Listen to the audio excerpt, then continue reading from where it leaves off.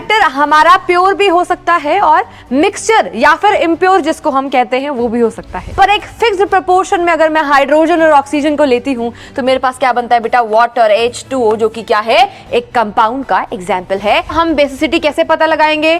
Total number of ionisable H positive ions, strength directly proportional है number of hydroxide ions present in aqueous medium. Specifically कुछ plants ऐसे होते हैं जो acidic condition में grow कर पाते हैं। जो सॉल्ट होते हैं वो कैसे होते हैं? नॉन वॉलेटाइल सॉलिड्स होते हैं। Hi everyone, welcome back to this amazing platform of Physics Wallah. मेरा नाम है भारती मखीजा और आज हम करने वाले हैं वन शॉट के अंदर पूरा की पूरा हमारा चैप्टर नंबर 3 जिसका नाम है एसिड बेसिस एंड सॉल्ट्स। ये चैप्टर के अंदर बहुत सारी रिएक्शंस हैं, जिसमें से जो सबसे ज्यादा इंपॉर्टेंट वाली रिएक्शंस है और जो बार बार आपके एग्जाम में पूछी जाती हैं, उन्हीं रिएक्शंस को हम डिस्कस करने वाले हैं, क्योंकि हमें क्रिस्पली पूरे के पूरे चैप्टर को कवर करना है इन वन शॉट, और वो भी माइंड मैप के अंदर, राइट। सो स्टार्ट करते हैं बिना किसी देरी के हमारा आज का ये प्यारा सा सेशन। सो सबसे पहले टॉपिक टू बी कवर्ड बेटा, सारे टॉपिक्स कवर होंगे यहाँ पर। तो वन शॉट के अंदर हम सब कुछ कवर करने वाले हैं। क्या सभी को क्लियर है? ओके, सो स्टार्ट करते हैं। सबसे पहले इंट्रोडक्शन ले लेते हैं एसिड्स एंड बेसिस का। आप सभी को बहुत अच्छे से पता है, अगर मैं हमारे आसपास देखूं तो हमारे आसपास बहुत सारे ऐसे सब्सटेंसेस हैं जिसका कुछ मास होता है, वॉल्यूम होता है, जो कुछ स्पेस को ऑक्यूपाई करते हैं। उन सभी चीजों को हम क्या बोलते हैं बेटा? मैटर कहते हैं। मैटर को अगर मैं क्लासिफाई करूं तो मैटर हमारा प्योर भी हो सकता है और मिक्सचर या फिर इम्प्योर जिसको हम कहते हैं वो भी हो सकता है, ठीक है। तो अगर मैं यहाँ पर बात करती हूँ बेटा मिक्सचर्स की, तो मिक्सचर्स आपने छोटी क्लासेस में पढ़ा हुआ है, दो टाइप के होते हैं, homogeneous mixtures and heterogeneous mixtures, right. Homogeneous and heterogeneous, ये चीज सभी को पता है। Homogeneous mixtures and heterogeneous mixtures, क्या सभी को क्लियर है? ठीक है, ओके। अब मैं यहाँ पे प्योर सब्सटेंसेस यानी कि प्योर मैटर की बात करूं तो हमारे पास बेटा दो टाइप के प्योर सब्सटेंसेस होते हैं। पहले हैं एलिमेंट्स और दूसरे हैं कंपाउंड्स। क्या सभी को क्लियर है? एलिमेंट्स एंड कंपाउंड सभी को पता है, राइट। तो अब एलिमेंट्स की अगर मैं एग्जांपल लूं तो आप सभी को पता है हाइड्रोजन एक एलिमेंट है, आयरन एक एलिमेंट है, क्लोरीन एक एलिमेंट है, राइट। तो जब मैं एलिमेंट्स का एक फिक्स्ड प्रोपोर्शन के अंदर केमिकल कॉम्बिनेशन करती हूं तो मेरे पास कंपाउंड का फॉर्मेशन होता है। फॉर एग्जांपल अगर मैं यहाँ से हाइड्रोजन और Cl को, क्लोरीन को उठा लूं और इसका मैं एक फिक्स्ड प्रोपोर्शन में केमिकल कॉम्बिनेशन करके क्या बना दूं बेटा? HCl। तो HCl किसका एग्जाम्पल हो जाएगा बेटा? ये एग्जाम्पल है आपके एसिड का, हाइड्रोक्लोरिक एसिड HCl यहाँ पर बन चुका है, राइट। वहीं पे ही अगर ऑक्सीजन की बात अगर मैं करती हूँ तो वो भी एक एलिमेंट है, पर एक फिक्स्ड प्रोपोर्शन में अगर मैं हाइड्रोजन और ऑक्सीजन को लेती हूं तो मेरे पास क्या बनता है बेटा? वाटर H2O, जो कि क्या है? एक कंपाउंड का एग्जाम्पल है। आई होप आप सभी को ये वाला पोर्शन समझ में आ गया है, ठीक है। चलिए अब हम आगे मूव करेंगे, इतना पोर्शन सभी को क्लियर है। तो एलिमेंट्स को जब हम कंबाइन करते हैं बेटा एक फिक्स्ड रेशियो के अंदर, एक फिक्स्ड प्रोपोर्शन के अंदर, तो हमारे पास किस चीज का फॉर्मेशन होता है बेटा? कंपाउंड्स का फॉर्मेशन होता है। और अब बेटा हमें कंपाउंड्स को क्लासिफाई अगर हम करते हैं, ठीक है, तो हमारे पास जो कंपाउंड्स होते हैं वो सॉल्ट हो सकते हैं, एसिड्स हो सकते हैं और बेस भी हो सकते हैं। इन्हीं तीनों चीजों को हमें आज की क्लास के अंदर डिस्कस करना है, राइट। तो एसिड्स हो सकते हैं, बेस हो सकते हैं और क्या हो सकते हैं? सॉल्ट हो सकते हैं। एसिड की अगर मैं बात करती हूं, अगर मैं एसिड की बात करूं तो आप सभी को बहुत अच्छे से पता है एसिड्स वो सब्सटेंसेस होते हैं जो कि टेस्ट में कैसे होते हैं? खट्टे होते हैं, यानी कि सार इन टेस्ट होते हैं। वहीं पे अगर मैं बेस की बात करूं तो बेस कैसे होते हैं बेटा? टेस्ट में कड़वे होते हैं। टेस्ट में कैसे होते हैं बेटा? कड़वे होते हैं, बिटर इन टेस्ट होते हैं। साथ ही साथ अगर मैं इनको दो फिंगर्स के बीच में लेकर करने की कोशिश करती हूँ, टच करती हूँ, तो ये बिल्कुल वैसे लगेंगे जैसे सोप लगता है। सोप कितना स्लिपरी होता है, सेम उसी तरीके से हमारे जो बेस होते हैं वो भी कैसे होते हैं? स्लिपरी इन टच होते हैं, सोपी इन टच होते हैं। तो ये इसकी दो फिजिकल प्रॉपर्टीज हो गई हैं जो आपको पता होनी चाहिए, और ये सभी बच्चों को पता भी होंगी क्योंकि ये तो हम छोटी क्लासेस से पढ़ते आ रहे हैं, ठीक है। ओके, सो यहाँ पर यहां पर एसिड्स का हमने समझ लिया भाई, फिजिकली अगर हम देखें, फिजिकल प्रॉपर्टीज के अंदर देखें तो भाई जो एसिड्स होते हैं वो टेस्ट में खट्टे होते हैं, सार इन टेस्ट होते हैं, राइट। पर अगर हम, अब तो हम 10th क्लास में हो गए, तो हम अगर थोड़े से बड़े बच्चों वाली डेफिनेशन देखें, हम थोड़ा सा अच्छा कॉन्सेप्ट देखें, अगर केमिकली एसिड्स वो सब्सटेंसेस होते हैं जो कि एक्वस मीडियम में H पॉजिटिव आयंस को रिलीज करते हैं, राइट। क्या करते हैं बेटा, जो एक्वस मीडियम के अंदर जो क्या करते हैं, इन एक्वस मीडियम के अंदर जो H पॉजिटिव आयंस को रिलीज करते हैं, उनको हम क्या बोलते हैं, उनको हम एसिड्स कहते हैं। आई होप आप सभी को अच्छे से ये वाला पॉइंट क्लियर हो गया है। वहीं पे जो हमारे बेस होते हैं बेटा, वो कैसे सब्सटेंसेस होते हैं जो कि एक्वस मीडियम के अंदर क्या रिलीज करते हैं, हाइड्रोक्साइड आयंस को रिलीज करते हैं इन एक्वस मीडियम। अब यहां पर मैं बार बार जोर डाल के बोल रही हूं इन एक्वस मीडियम, वैसे ही तो एवं ही तो नहीं बोल रही होंगी ना, कुछ तो रीजन होगा, है ना। तो बेटा ये जो थ्योरी हम पढ़ रहे हैं एसिड बेसिस की, है ना, बहुत सारे साइंटिस्ट आए थे जिन्होंने बहुत सारी अलग अलग अपने अपने हिसाब से एसिड्स और बेसिस को डिफाइन किया था, ठीक है। तो उनमें से जो मेन हमारी 3 थ्योरीज होती हैं एसिड्स एंड बेसिस को डिफाइन करने के लिए, पहली होती है आपकी अर्हीनियस थ्योरी, फिर होती है आपकी ल्यूइस एसिड बेस थ्योरी, फिर आती है आपकी Bronsted and Lowry theory of acid and base, right. ये 3 थ्योरीज हम पढ़ते हैं अगर मैं हायर स्टैंडर्ड्स की बात करूं, पर क्लास 10th के अंदर हमें एक ही थ्योरी पढ़नी है जो कि है अर्हीनियस थ्योरी, जो कि अभी मैं आपको पढ़ा रही हूं in terms of H positive and OH negative. तो आपकी ये जो अर्हीनियस थ्योरी है बेटा, ये एक्वस केमिस्ट्री पर बेस्ड होती है, यानी कि अकॉर्डिंग टू योर अर्हीनियस थ्योरी, कोई भी एसिड जब ही एसिड की तरह बिहेव करेगा जब उसको हम एसिडिक मीडियम में लेंगे, जब उसको हम एक्वस मीडियम में लेंगे, आपको यहां पर एक्वस केमिस्ट्री का मतलब है कि पानी में लेना बहुत ज्यादा जरूरी है उसको, ठीक है। तो अगर मैं HCl को लेती हूं किसमें, वाटर के अंदर, एक्वस मीडियम के अंदर, तो आपके पास H positive and Cl negative का फॉर्मेशन हो रहा है। ये एक्वस लिखना बहुत जरूरी है क्योंकि हम यहाँ पर एक्वस केमिस्ट्री को डिस्कस कर रहे हैं। इस थ्योरी के अकॉर्डिंग बेटा, इस थ्योरी के अकॉर्डिंग ये HCl जब ही एसिड की तरह बिहेव करेगा जब इसके अंदर, जब इसको हम वाटर के अंदर लेंगे, ठीक है। उसी तरीके से अगर मैं बेस को NaOH को एक्वस मीडियम में लेती हूं, तभी जब ये एक्वस मीडियम में लेंगे तभी हमें क्या मिलेगा बेटा, OH नेगेटिव आयंस मिलेंगे, ठीक है। तो इसीलिए यहां पर एक्वस लिखना बहुत ज्यादा जरूरी है। आई होप आप सभी को क्लियर हो गया है।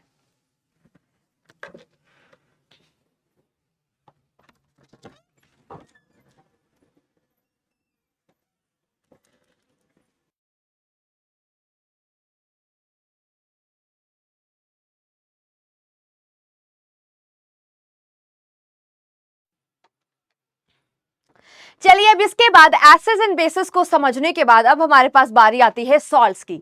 अब सॉल्ट शब्द आते ही ना सबके दिमाग में आता होगा कॉमन सॉल्ट, जो घर में हम नमक खाते हैं, है ना, यानी कि सोडियम क्लोराइड, राइट। सबके दिमाग में क्या आता होगा, सोडियम क्लोराइड आता होगा। और जैसे ही NaCl आता है तो एसिडिक बेसिक कुछ नहीं आता, सीधा सा फंडा यही दिमाग में आता है कि जो सॉल्ट होते हैं वो तो न्यूट्रल होते होंगे, पर ऐसा नहीं है। सॉल्ट आपके एसिडिक भी हो सकते हैं, आपके बेसिक भी हो सकते हैं और न्यूट्रल भी हो सकते हैं, depending upon their strength, right. तो यहां पर अगर मैं थोड़ा थोड़ा इसको डिफाइन करूं, ठीक है, आप सभी को पता है सॉल्ट का फॉर्मेशन कैसे होता है। सॉल्ट को बनाने के लिए फॉर्मेशन ऑफ सॉल्ट,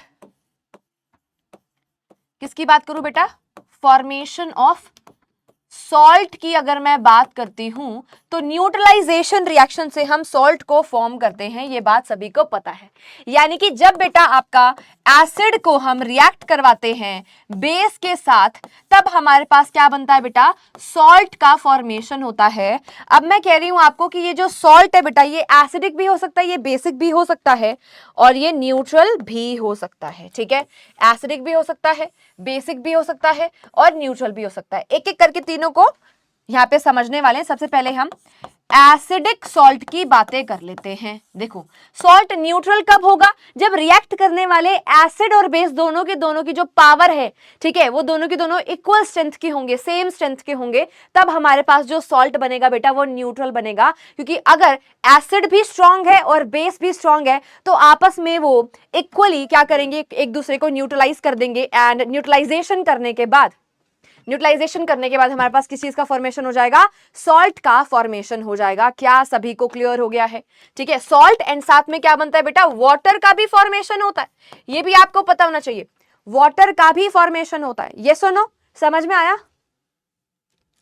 चलिए अब यहां पर एसिडिक सॉल्ट के अंदर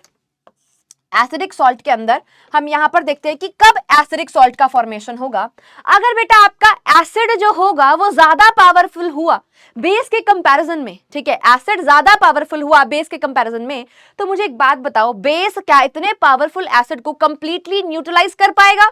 answer is no, answer is no. यानी कि वो थोड़ा बहुत तो न्यूट्रलाइज करेगा, पर अभी फिर भी एसिड की जो थोड़ी सी एसिडिक प्रॉपर्टी है वो थोड़ी सी बच जाएगी और वो किसके अंदर आ जाएगी, सॉल्ट के अंदर आ जाएगी। ठीक है, तो यानी कि हम कह सकते हैं जब हमारा एसिड क्या होगा, ओवर पावर करेगा, यानी कि एसिड जब क्या होगा बेटा, ओपी होगा, एसिड जब क्या होगा बेटा, ओपी होगा, तब हमारे पास एसिडिक सॉल्ट का फॉर्मेशन होता है। उसी तरीके से जब बेटा आपका बेस ओपी होगा, ठीक है, यहां पर अगर मैं बेसिक सॉल्ट की बात करूं, ठीक है, तो बेसिक सॉल्ट कब बनेगा, जब बेस की स्ट्रेंथ ज्यादा होगी एसिड के कंपैरिजन में। अगर बेस ज्यादा स्ट्रांग है, ठीक है, अगर बेस ज्यादा स्ट्रांग है तो जो एसिड है वो उस बेस को कंप्लीटली न्यूट्रलाइज नहीं कर पाएगा, अगर हमारा एसिड क्या होगा, वीक होगा। ठीक है, तो यानी कि बेसिक सॉल्ट का फॉर्मेशन जब होगा जब बेस क्या करेगा, ओवर पावर करेगा। बेस क्या होगा, जब बेस ओपी होगा तब हमारे पास बेसिक सॉल्ट का फॉर्मेशन होता है। ठीक है मैम, तो न्यूट्रल सॉल्ट कब बनेगा, न्यूट्रल सॉल्ट कब बनेगा बेटा, न्यूट्रल सॉल्ट जब बनता है जब एसिड और बेस दोनों की जो स्ट्रेंथ है, जो पावर है, वो क्या हो, सेम हो, इक्वल हो। यानी कि जब strong acid and strong base, हम कह सकते हैं जब आपका स्ट्रॉन्ग एसिड स्ट्रॉन्ग बेस के साथ, इक्वल स्ट्रेंथ के साथ रिएक्ट करते हैं, तब हमारे पास जो सॉल्ट बनता है, ये सॉल्ट आपका न्यूट्रल सॉल्ट होता है। आई होप आप सभी को ये वाला पॉइंटर क्लियर हो गया है। ठीक है, तो यहां पर हमने टाइप ऑफ सॉल्ट के बारे में डिस्कशन कर लिया है। उसके बाद अब हम आगे चलते हैं और आगे समझेंगे, आगे हमें क्या समझना है कि ये जो हमारे एसिड बेसिस एंड सॉल्ट्स हैं, ठीक है, ये जो हमारे एसिड्स एंड बेसिस है, हमने ये समझ लिया कि जो हमारे एसिड होते हैं वो खट्टे होते हैं। ठीक है, फिर हमने समझा कि जो बेस होते हैं वो कड़वे होते हैं। बेटा हम गए लैब के अंदर, हम गए बेटा लेबोरेटरी में, लैब में गए और भाई लैब में जाकर मैंने तुम्हें बेटा 2 बीकर दे दिए, मैंने तुम्हें क्या दे दिए, 2 बीकर दे दिए, बीकर ए बीकर बी। ठीक है, इन दोनों बीकर के अंदर कुछ कलरलेस सब्सटेंस डाला हुआ है, लेट्स से, ठीक है, इसके अंदर कुछ कलरलेस सब्सटेंस डाला हुआ है, दोनों का वॉल्यूम भी बिल्कुल सेम है। ठीक है, ये क्या है, बीकर नंबर 1, जिसको मैं ए बोल रही हूं, इसको मैं बी बोल रही हूं। अब मैं अगर तुमसे पूछूं बेटा बताओ किसके अंदर एसिड और किसमें बेस है, दोनों में से एक में एसिड है, दोनों में से एक में बेस प्रेजेंट है, तो मेरे को एक बात बताओ, तो तुम क्या क्या करोगे, चम्मच में से थोड़ा सा लोगे और टेस्ट करोगे, टेस्ट करने बैठोगे क्या, मुझे बताओ? पॉसिबल ही नहीं है बेटा कि आप इनको टेस्ट करो। ठीक है, क्योंकि बहुत ज्यादा कोरोसिव होते हैं आपके जो एसिड्स होते हैं, जो आपके बेस होते हैं, स्किन को जला देते हैं, आप सभी को पता है, बहुत ज्यादा इरिटेशन कॉज करते हैं। बिल्कुल माइल्ड से माइल्ड एसिड भी अगर हमारे स्किन के ऊपर लग जाता है तो बहुत ज्यादा इरिटेशन फील होती है, जिसका सिंपल सा एग्जांपल हम घर में प्रेजेंट हमारा जो लेमन है उससे अगर मैं लूं। ठीक है, लड़कियों ने बहुत बार किया होगा ये चीज, जो गर्ल्स है हमारी, है ना, वो क्या करती होंगी, अपनी स्किन को लाइटन करने के लिए, अपनी स्किन को ब्राइटन करने के लिए लेमन का कई बार यूज करती है और डायरेक्टली लेमन को लगा लेते हैं फेस के ऊपर। तो लेमन में क्या है बेटा, सिट्रिक एसिड प्रेजेंट है, जो कि बहुत ज्यादा वीक एसिड है। ठीक है, अब ये भी टिंगलिंग सेंसेशन जरूर करता है हमारी स्किन के ऊपर, करता है कि नहीं करता, करता है ना। तो यानी कि अगर बहुत ज्यादा स्ट्रॉन्ग एसिड हुआ तो वो तो स्किन को जला देगा भाई, तो तुम उसको टेस्ट कैसे करोगे? तो हमें लैब के अंदर कभी भी टेस्ट नहीं करना, हमें क्या करना है बेटा, लैब के अंदर हमें टेस्ट करना है, और टेस्ट करने के लिए वी हैव इंडिकेटर्स। क्या है हमारे पास बेटा, इंडिकेटर्स हैं। ठीक है, इंडिकेटर्स हैं, क्या सभी को क्लियर हुआ? इंडिकेटर्स वो केमिकल सब्सटेंसेस हैं जो अपने कलर को चेंज करते हैं, जो अपने स्मेल को चेंज करते हैं in the presence of acid और बेस। ठीक है, क्या बोला मैंने क्या बोला बेटा, जो इंडिकेटर्स हैं वो क्या हैं, वो ऐसे सब्सटेंसेस हैं, ऐसे केमिकल सब्सटेंसेस हैं, ऐसे हमारे पास क्या है, ये केमिकल सब्सटेंसेस हैं, ऐसे केमिकल सब्सटेंसेस हैं which change their color or smell in acidic और बेसिक मीडियम। जो एसिडिक और बेसिक मीडियम के अंदर अपना स्मेल या फिर कलर को चेंज करते हैं, ऐसे केमिकल सब्सटेंसेस को हम क्या बोलते हैं बेटा? इंडिकेटर्स कहते हैं। अब हमें इंडिकेटर्स के टाइप के ऊपर जंप करना है कि कौन कौन से टाइप के हमारे पास इंडिकेटर्स होते हैं, ठीक है। तो यहां पर आइए इसको समझते हैं हम। इंडिकेटर्स के अंदर बेटा सबसे पहले जो हम पढ़ते हैं, जिसको हम बहुत ज्यादा यूज करते हैं, वो आता है हमारा लिटमस पेपर। क्या आता है बेटा? लिटमस पेपर आता है, ठीक है। तो लिटमस पेपर क्या करता है भाई? लिटमस पेपर क्या करता है? कलर को चेंज करता है, आप सभी को पता है। लिटमस पेपर दो टाइप के होते हैं हमारे पास। एक हमारे पास होता है बेटा रेड लिटमस होता है, और एक हमारे पास होता है बेटा ब्लू लिटमस होता है, ठीक है। क्या सभी को क्लियर है? ब्लू लिटमस होता है और क्या होता है? रेड लिटमस होता है। अब ये रेड एंड ब्लू लिटमस किस तरीके से कलर को चेंज करते हैं, हमें वही समझना है, ठीक है। आप सभी को पता है जो रेड लिटमस है बेटा, बेसिक मीडियम के अंदर अगर मैं रेड लिटमस को डिप करती हूं तो रेड जो है वो ब्लू के अंदर चेंज हो जाएगा। रेड लिटमस आपका, ये जो रेड लिटमस है वो किसके अंदर कन्वर्ट हो जाएगा बेटा? ब्लू के अंदर कन्वर्ट हो जाएगा, ब्लू लिटमस के अंदर कन्वर्ट हो जाएगा। कब बेटा? कौन से मीडियम में? इन बेसिक मीडियम, ठीक है। बेसिक मीडियम के अंदर ये कलर चेंज आपको देखने को मिलता है। और वहीं पे अगर मैं ब्लू लिटमस की बात करती हूं तो आपका ये जो ब्लू लिटमस है ये रेड के अंदर कन्वर्ट हो जाता है। रेड लिटमस के अंदर, रेड कलर के अंदर कन्वर्ट हो जाता है जब मैं बेटा इसको एसिडिक मीडियम के अंदर लेती हूं तब, ठीक है। ये बात सभी को पता है। चलिए अब उसके बाद अगला इंडिकेटर जो हमने पढ़ना है बेटा वो है आपका टर्मरिक। टर्मरिक क्या है बेटा? हल्दी, जो हमारे घर में होती है। हल्दी बेटा एसिडिक मीडियम में तो येलो ही रहती है, पर बेसिक मीडियम, जैसे ही हल्दी वाले कपड़े के ऊपर कभी हम सोप लगाते हैं या डिटर्जेंट लगाते हैं तो वो रेड कलर का हो जाता है। और आपको पता है जो हमारा सोप होता है वो बेसिक इन नेचर होता है, यानी कि बेसिक मीडियम के अंदर आपका जो टर्मरिक है वो रेड कलर देता है, ठीक है। कैसा कलर देता है बेटा? रेड कलर देता है। वहीं पे अगर मैं बात करती हूँ इन एसिडिक मीडियम तो वो येलो ही रहता है ना। एसिडिक मीडियम के अंदर वो कैसा रहता है बेटा? आपका येलो ही रहता है, उसमें कोई भी कलर चेंज हमें देखने को नहीं मिलता है। आई होप आप सभी को क्लियर है, ठीक है। चलिए उसके बाद बारी आती है बेटा चाइना रोज की। किसकी बारी आती है? चाइना रोज की, ठीक है। तो ये जो चाइना रोज होता है ये एसिडिक मीडियम में, अगर एसिडिक मीडियम में इसको लेते हैं तो ये रेड कलर शो करता है। वहीं पे अगर मैं बेसिक मीडियम में इसको लूं, किसमें लूं बेटा? इसको अगर मैं बेसिक मीडियम के अंदर लूं तो ये कैसा कलर देता है बेटा हमको?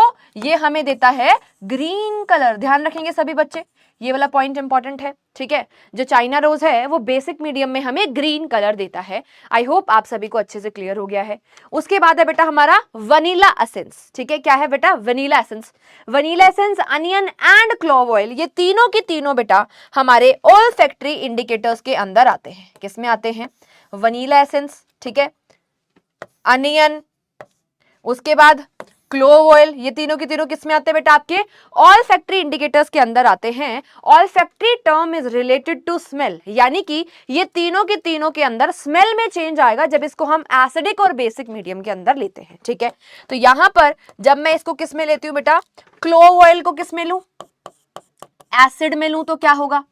फिर बेस में लूं तो क्या होगा? ठीक है। अच्छा अब यहां पर अनियन को अगर मैं एसिडिक मीडियम में लूं तो क्या होगा? बेस में लूं तो क्या होगा? वनीला एसेंस को अगर मैं एसिड में लूं तो क्या होगा? बेस में लूं तो क्या होगा? ये हमें जानना है। तीनों के तीनों बेटा ऑल्फैक्टरी इंडिकेटर्स हैं, ठीक है। तो अब ये तीनों का सिमिलर सा रहता है, चाहे वनीला एसेंस हो, चाहे अनियन हो, चाहे क्लोव ऑयल हो।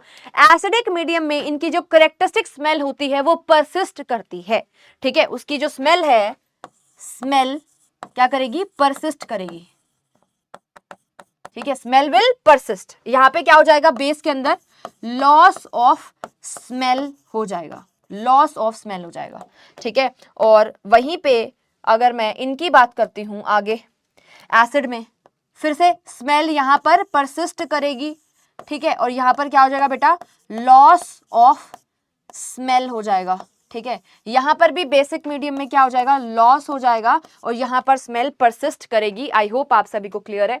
उसके बाद दो सिंथेटिक इंडिकेटर्स भी हमें पढ़ने हैं, जिसमें से पहला जो हमारे पास है बेटा, पहला जो हमारे पास है वो कौन सा है, ध्यान देंगे सभी बच्चे। पहला जो हमारे पास है वो है फिनोफ्थलीन, फिनोफ्थलीन, एंड दूसरा है बेटा मिथाइल ऑरेंज, ठीक है, फिनोफ्थलीन एंड मिथाइल ऑरेंज। तो ये जो हमारा फिनोफ्थलीन होता है, ठीक है, ये जो हमारा क्या है बेटा, फिनोफ्थलीन है, ये कैसा कलर देता है बेटा, ये बेसिक मीडियम के अंदर, ये बेसिक मीडियम के अंदर पिंक कलर देता है, ठीक है। फिनोफ्थलीन क्या करता है हमें, इन बेसिक मीडियम, बेसिक मीडियम के अंदर ये हमें कैसा कलर देता है बेटा, प्यारा सा पिंक कलर देता है। और अगर मैं इसी को एसिडिक मीडियम के अंदर लेती हूं तो यहां पर नो चेंज इन कलर, ठीक है, कलर के अंदर किसी तरीके का कोई चेंज हमें देखने को नहीं मिलता है, ठीक है। वहीं पे अगर मैं मिथाइल ऑरेंज की बात करूं, जिसका खुद का कलर कुछ ऑरेंज सा, रेड सा होता है, ठीक है, तो जो हमारा मिथाइल ऑरेंज है बेटा, वो एसिडिक कंडीशन में, एसिडिक मीडियम में रेड कलर देता है, और मिथाइल ऑरेंज हमारा बेसिक मीडियम के अंदर कैसा कलर देता है बेटा, आप कह सकते हो येलो ऑरेंज। कहीं पर आपको येलो लिखा हुआ मिलेगा, ठीक है, कहीं पर आपको ऑरेंज कलर लिखा हुआ मिलेगा, तो ये दोनों का मिक्सचर सा जो शेड बनता है, वैसा कलर हमें कौन देता है बेटा, methyl orange in basic medium देता है। आई होप आप सभी को इंडिकेटर्स बिल्कुल अच्छे से क्लियर हो गए हैं, इसको एक बार देख लीजिए अच्छे से, ठीक है। इंडिकेटर्स हमें समझ में आ गए, हमारे पास ऑल्फैक्टरी इंडिकेटर्स है, हमारे पास नेचुरल इंडिकेटर्स है। नेचुरल इंडिकेटर के अंदर हमारे पास लिटमस आ जाएगा, टर्मरिक आ जाएगा, चाइना रोज आ जाएगा, रेड कैबेज जूस आ जाएगा, ठीक है। वहीं पे अगर मैं ऑल्फैक्टरी इंडिकेटर्स की बात करती हूँ तो वनीला एसेंस आ जाएगा, अनियन आ जाएगा, चाइना रोज आ जाएगा, क्लियर है। अच्छा, उसके बाद अगर मैं यहाँ पर बात करती हूँ सिंथेटिक इंडिकेटर्स, हमने दो पढ़ने हैं। पहला हमारे पास क्या है बेटा, यहाँ पर देखिए फिनोफ्थलीन, दूसरा है मिथाइल ऑरेंज, ठीक है। आगे चलते हैं। अब बेटा हमें टाइप ऑफ एसिड्स के बारे में डिस्कशन करना है। कौन कौन से टाइप के हमारे पास एसिड्स होते हैं डिपेंडिंग अपॉन स्ट्रेंथ। स्ट्रेंथ के बेसिस पे अगर मैं कहूं तो एसिड हमारे स्ट्रॉन्ग एसिड भी हो सकते हैं, ठीक है, दो टाइप के हो सकते हैं। पहला मैं कह रही हूं कि भाई आपके पास कौन से एसिड होंगे, स्ट्रॉन्ग एसिड्स, दूसरे क्या होंगे, वीक एसिड्स, ठीक है। तो यहाँ पे हम लिख देते हैं स्ट्रॉन्ग एसिड हो सकते हैं, ठीक है, और दूसरे आपके पास कौन से एसिड्स होंगे भाई, वीक एसिड्स होंगे, ठीक है। स्ट्रॉन्ग एसिड्स होंगे, वीक एसिड्स होंगे। अब स्ट्रॉन्ग एसिड्स किसको कहेंगे, जहां पर आपको बेटा 100% डिसोसिएशन देखने को मिलेगा, यानी कि जितने हमने एसिड के मॉलिक्यूल्स लिए हैं सारे के सारे टूटकर हमें उतने ही H पॉजिटिव आयंस अगर दे दे, ठीक है, यानी कि मैं क्या कहूं, जहां पर आपको 100% क्या देखने को मिलेगा बेटा, आयोनाइजेशन देखने को मिलेगा, वो हमारे स्ट्रॉन्ग एसिड्स होते हैं, जैसे कि HCl हो गया, जैसे कि H2SO4 हो गया, ये सारे के सारे स्ट्रॉन्ग एसिड्स हैं, ठीक है। क्या सभी को क्लियर। अच्छा, जहां पर आपको क्या देखने को मिलेगा बेटा, पार्शियल आयोनाइजेशन देखने को मिलेगा, पार्शियल आयोनाइजेशन देखने को मिलेगा बेटा, ठीक है, वहां पर वो एसिड्स क्या होंगे, आपके वीक एसिड्स होते हैं, ठीक है। एग्जांपल्स की अगर मैं बात करूं तो आपके जितने भी ऑर्गेनिक एसिड्स होंगे, आपके जितने भी ऑर्गेनिक एसिड्स होते हैं वो आपके वीक एसिड्स होते हैं, जैसे कि एसिटिक एसिड हो गया, ऑक्सैलिक एसिड हो गया, ठीक है, फॉर्मिक मिथेनोइक एसिड हो गया, ठीक है। तो यहां पर हम कह सकते हैं एग्जाम्पल में एसिटिक एसिड, फॉर्मिक एसिड, ठीक है। तो ये कुछ इसके एग्जाम्पल्स हो गए। अब बारी आती है डिपेंडिंग अपॉन सोर्स के बेसिस पर अगर मैं कहूं बेटा तो we have two type of acids, हमारे पास दो टाइप के एसिड्स हैं। पहला हमारे पास होता है बेटा, क्या कह सकते हैं, ऑर्गेनिक एसिड, जिसको हमने नेचर से एक्सट्रैक्ट करा है, जैसे कि फूड से जिसको हम एक्सट्रैक्ट करते हैं, जिसको एनिमल से एक्सट्रैक्ट करते हैं, जैसे टमाटो से अगर एक्सट्रैक्ट कर रखा है तो ऑक्सैलिक एसिड है, ठीक है, एप्पल में मैलिक एसिड होता है, ठीक है। तो जिन एसिड्स को हमने नेचर से एक्सट्रैक्ट करा है वो हमारे ऑर्गेनिक एसिड्स होते हैं, ठीक है। और वहीं पे दूसरे होते हैं बेटा इनऑर्गेनिक एसिड्स, जिनको हम क्या करते हैं बेटा, लैब के अंदर प्रिपेयर करते हैं, ठीक है, जिनका सोर्स क्या होता है, इनऑर्गेनिक सोर्स होता है, ठीक है। अच्छा, इसके एग्जांपल्स में हमारे पास कौन कौन से आ जाएंगे बेटा, H2SO4 आ जाएगा, ठीक है, HNO3 नाइट्रिक एसिड आ जाएगा, क्लियर हो रहा है, नाइट्रिक एसिड आ जाएगा और HCl हाइड्रोक्लोरिक एसिड आ जाएगा। वहीं पे अगर ऑर्गेनिक एसिड्स की बात करूं तो एसिटिक एसिड है ना, क्या लिखोगे, एसिटिक एसिड, फिर दूसरा क्या लिखोगे, ऑक्सैलिक एसिड, लैक्टिक एसिड, बहुत सारे एसिड्स हैं जिनको हम ऑर्गेनिक एसिड कह सकते हैं। डिपेंडिंग अपॉन कंसंट्रेशन की अगर मैं बात करती हूँ तो आप सभी को पता है हमारे पास एक होते हैं डाइल्यूट एसिड्स और दूसरे होते हैं आपके पास कॉन्सेंट्रेटेड एसिड्स, ठीक है, डाइल्यूट एंड कॉन्सेंट्रेटेड। तो यहां पर मैं लिख देती हूँ इसको डाइल्यूट, जिसमें फिक्स अमाउंट ऑफ सॉल्वेंट के अंदर हमने क्या करा हुआ है, लेस अमाउंट ऑफ एसिड डाला हुआ है, ठीक है, इसको क्या बोलेंगे, डाइल्यूट। जहां पर हमारे पास एसिड जो है कम डाला हुआ है, पानी ज्यादा है, वो डाइल्यूट होगा। और दूसरा होगा बेटा आपका कॉन्सेंट्रेटेड एसिड, जिसके अंदर बेटा फिक्स वॉल्यूम ऑफ वाटर के अंदर हमने लार्ज अमाउंट ऑफ एसिड डाला हुआ है, वो कॉन्सेंट्रेटेड एसिड के नाम से जाना जाएगा। आई होप आप सभी को ये वाले पॉइंट्स क्लियर हो गए हैं। उसके बाद अगली बारी हमारे पास आती है बेटा, किसकी बारी आती है, देखिए यहाँ पर हमारे पास अगली बारी आती है हाइड्रा एसिड्स, ठीक है, फिर आते हैं ऑक्सी एसिड्स।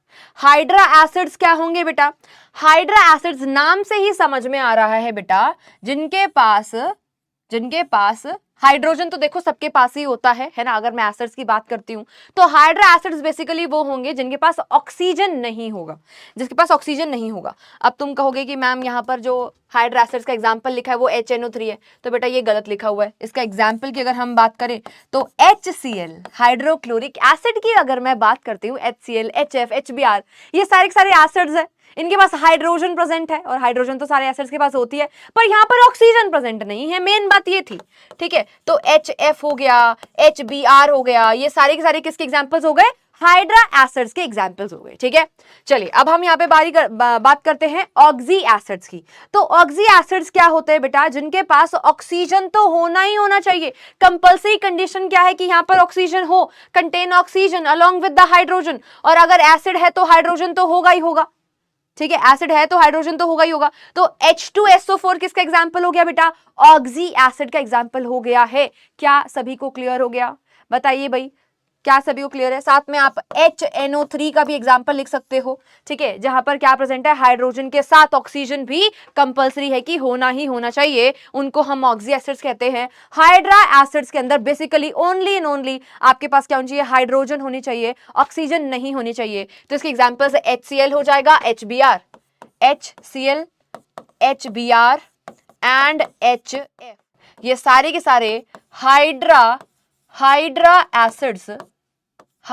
एसिड्स के एग्जाम्पल्स हो गए हैं। आई होप आप सभी को अच्छे से ये वाला पॉइंटर क्लियर हो गया है। चलें आगे चलें, टाइप ऑफ एसिड्स अगर आपको समझ में आ गया है तो नेक्स्ट है हमारे पास type of acids on the basis of basicity.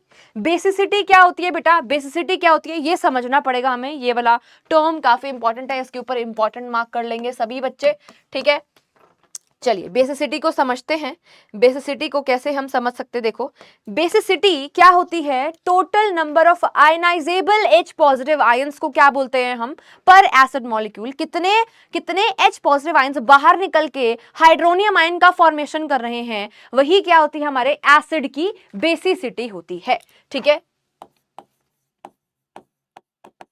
Basicity of acid, ठीक है, क्या होता है बेटा, ये total number of hydronium ions, ठीक है, क्या लिख सकते हो इसको, क्या होते हैं ये, total number of H3O positive ions, ठीक है, पर एसिड मॉलिक्यूल। या तो ये लिखो, या फिर हम कह सकते हैं इसका दूसरा डेफिनेशन भी हमारे पास है, दूसरे तरीके से हम इसको डिफाइन कर सकते हैं बेटा कि ये जो हमारे क्या होते हैं भाई, okay, total number of ionisable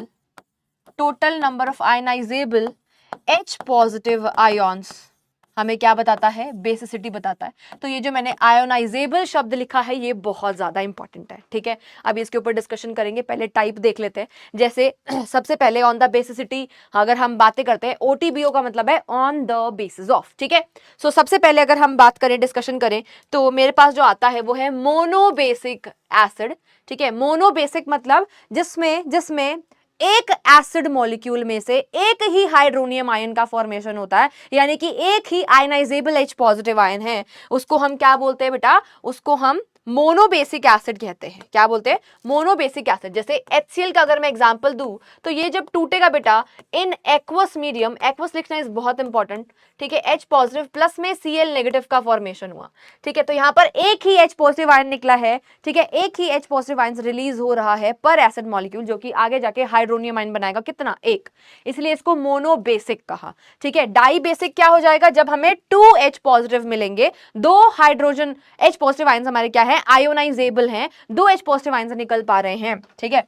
तो H2CO3 कार्बोनिक एसिड है बेटा, ये एक इनऑर्गेनिक एसिड है, यहाँ पर कार्बन प्रेजेंट है पर फिर भी ये क्या है, एक इनऑर्गेनिक वीक एसिड है। बेसिकली जो आपके इनऑर्गेनिक एसिड्स होते हैं आप सभी को पता है वो स्ट्रॉन्ग एसिड्स होते हैं, पर ये एक एक्सेप्शन है, ठीक है। ये क्या है हमारा कार्बोनिक एसिड है, जो कि क्या है बेटा, किसका एग्जाम्पल है, ये एक इनऑर्गेनिक एसिड है। ये वाली बात बहुत सारे बच्चों को नहीं पता होती है, ठीक है, सभी बच्चे इसको मार्क करके अपने नोट्स के अंदर मेंशन कर लेंगे। H2CO3 जो है, जब वो एक्वस मीडियम के अंदर इसको हम लेते हैं तो हमें 2H पॉजिटिव आयंस मिलते हैं और साथ में CO3 2 नेगेटिव आयन मिलते हैं। तो क्योंकि यहाँ पे पर एसिड मॉलिक्यूल मुझे 2H पॉजिटिव आयंस मिले हैं, इसी वजह से इसको हम डाई बेसिक एसिड कहेंगे। यहाँ पर आ जाइए, ट्राई बेसिक का क्या मतलब हुआ, जब हमें पर एसिड मॉलिक्यूल क्या मिलते हैं बेटा, 3H पॉजिटिव या फिर 3 hydronium ion H3O positive ions जब मिल रहे होते हैं तो उसको हम क्या बोलते हैं, ट्राई बेसिक एसिड कैसे कहते हैं, जैसे कि H3PO4। क्या बोलते हैं, H3PO4। चलिए, एक हमारे पास है H3PO4 और एक है हमारे पास बेटा, एक है हमारे पास H3PO3। क्या है, H3PO3। इन दोनों की अगर मेरे को आपको ये बताना हो कि इनमें से कौन से वाले एसिड की बेसिसिटी क्या है, ठीक है, डाई बेसिक है कि ट्राई बेसिक है। यहां पर भी 3 हाइड्रोजन है, यहां पर भी 3 हाइड्रोजन है। ये क्या है, H3PO4 और ये क्या है, H3PO3। तो अगर मैं आपको बताऊं बेटा, आप सभी को ये वाला पॉइंट मेंशन करना है कि जो हमारा H3PO3 है, ठीक है, वो एक डाई बेसिक एसिड है और H3PO4 हमारा कैसा एसिड है बेटा, ये हमारा एक ट्राई बेसिक एसिड है। ये क्या है, ट्राई बेसिक एसिड है, ठीक है। जबकि H3PO3 जो है, जिसमें 3 हाइड्रोजन हमें इसके केमिकल फॉर्मूला के अंदर दिख रहे हैं, पर फिर भी ये ट्राई बेसिक नहीं है, ये क्या है बेटा, डाई बेसिक है, डाई बेसिक एसिड है। कैसे मैम, कैसे, देखो इसका स्ट्रक्चर बनाते हैं, आइए आइए जरा स्ट्रक्चर बनाएं इसका। मेरे पास क्या है बेटा, सेंट्रल एटम फॉस्फोरस बनेगा, डबल बॉन्ड के साथ एक ऑक्सीजन मैंने लगाई, 3 हाइड्रोजन है और 3 ही ऑक्सीजन है, जिसमें से एक लग चुकी है ऑक्सीजन, तो एक OH और तीसरे नंबर पे फिर से मैंने क्या लगा दी, हाइड्रोजन लगा दी, ठीक है। ये स्ट्रक्चर इसका हो जाएगा, ठीक है। एक फॉस्फोरस है, 3 ऑक्सीजन है और 3 ही क्या है, हाइड्रोजन है, ये इसका स्ट्रक्चर बन गया। अब इसका बनाते हैं, देखो फॉस्फोरस बीचों बीच, ठीक है, डबल बॉन्ड ऑक्सीजन प्रेजेंट है, हाँ ऑक्सीजन कितने हैं, 4 हैं, हाइड्रोजन कितने, 3, OH एंड OH, ये स्ट्रक्चर बनेगा इसका, ठीक है। मैंने क्या बोला, हम बेसिसिटी कैसे पता लगाएंगे, total number of ionisable H positive ions, right. यहां पर कौन कौन से आयोनाइज हो पाएंगे उसके ऊपर सारा खेल है, तो यहां पर अगर मैं बात करूं बेटा, ये जो आपको दिखाई दे रहा है ये वाला hydrogen, this hydrogen is not ionisable in nature, ये नहीं बाहर निकलेगा, ये H पॉजिटिव की फॉर्म में बाहर नहीं निकलेगा, तो ये क्या है, नॉन आयोनाइजेबल है, ठीक है। ये क्या है बेटा, नॉन आयोनाइजेबल, ठीक है, ये नहीं निकलेगा बाहर, ये नॉन आयोनाइजेबल है, ठीक है, इसको पूरा लिख लो, ठीक है।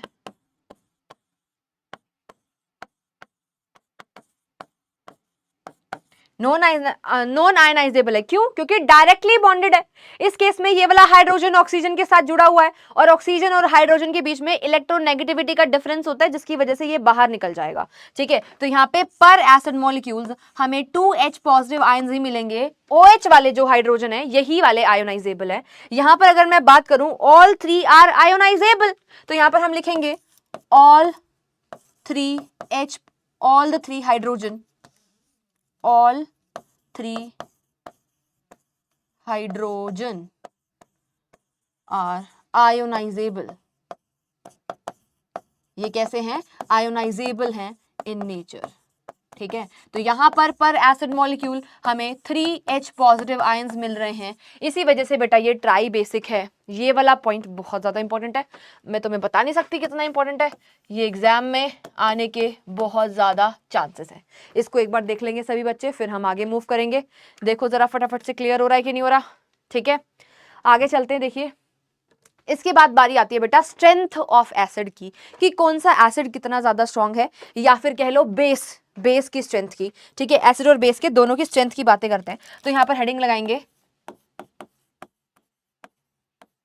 Strength of. पहले किसकी बात करेंगे, कौन सी किसकी स्ट्रेंथ की बात करेंगे भाई, पहले एसिड की स्ट्रेंथ की बात कर लेते हैं, फिर बेस की स्ट्रेंथ की बात कर लेते हैं, ठीक है। आओ चलो, किसकी बात करूं, एसिड, स्ट्रेंथ ऑफ एसिड, फिर हम बात करेंगे स्ट्रेंथ ऑफ बेस, ठीक है। पहली बात तो बेटा ये डिपेंड करेगा कि कितने आपके H पॉजिटिव या फिर OH नेगेटिव आयंस निकल रहे हैं, ठीक है। तो यानी कि मैं कह सकती हूं जितने ज्यादा आपके H पॉजिटिव आयंस रिलीज होंगे इन एक्वस मीडियम, उतना ही आपका एसिडिक स्ट्रेंथ बढ़ेगा, ठीक है। उतना ही ज्यादा आपका एसिडिक स्ट्रेंथ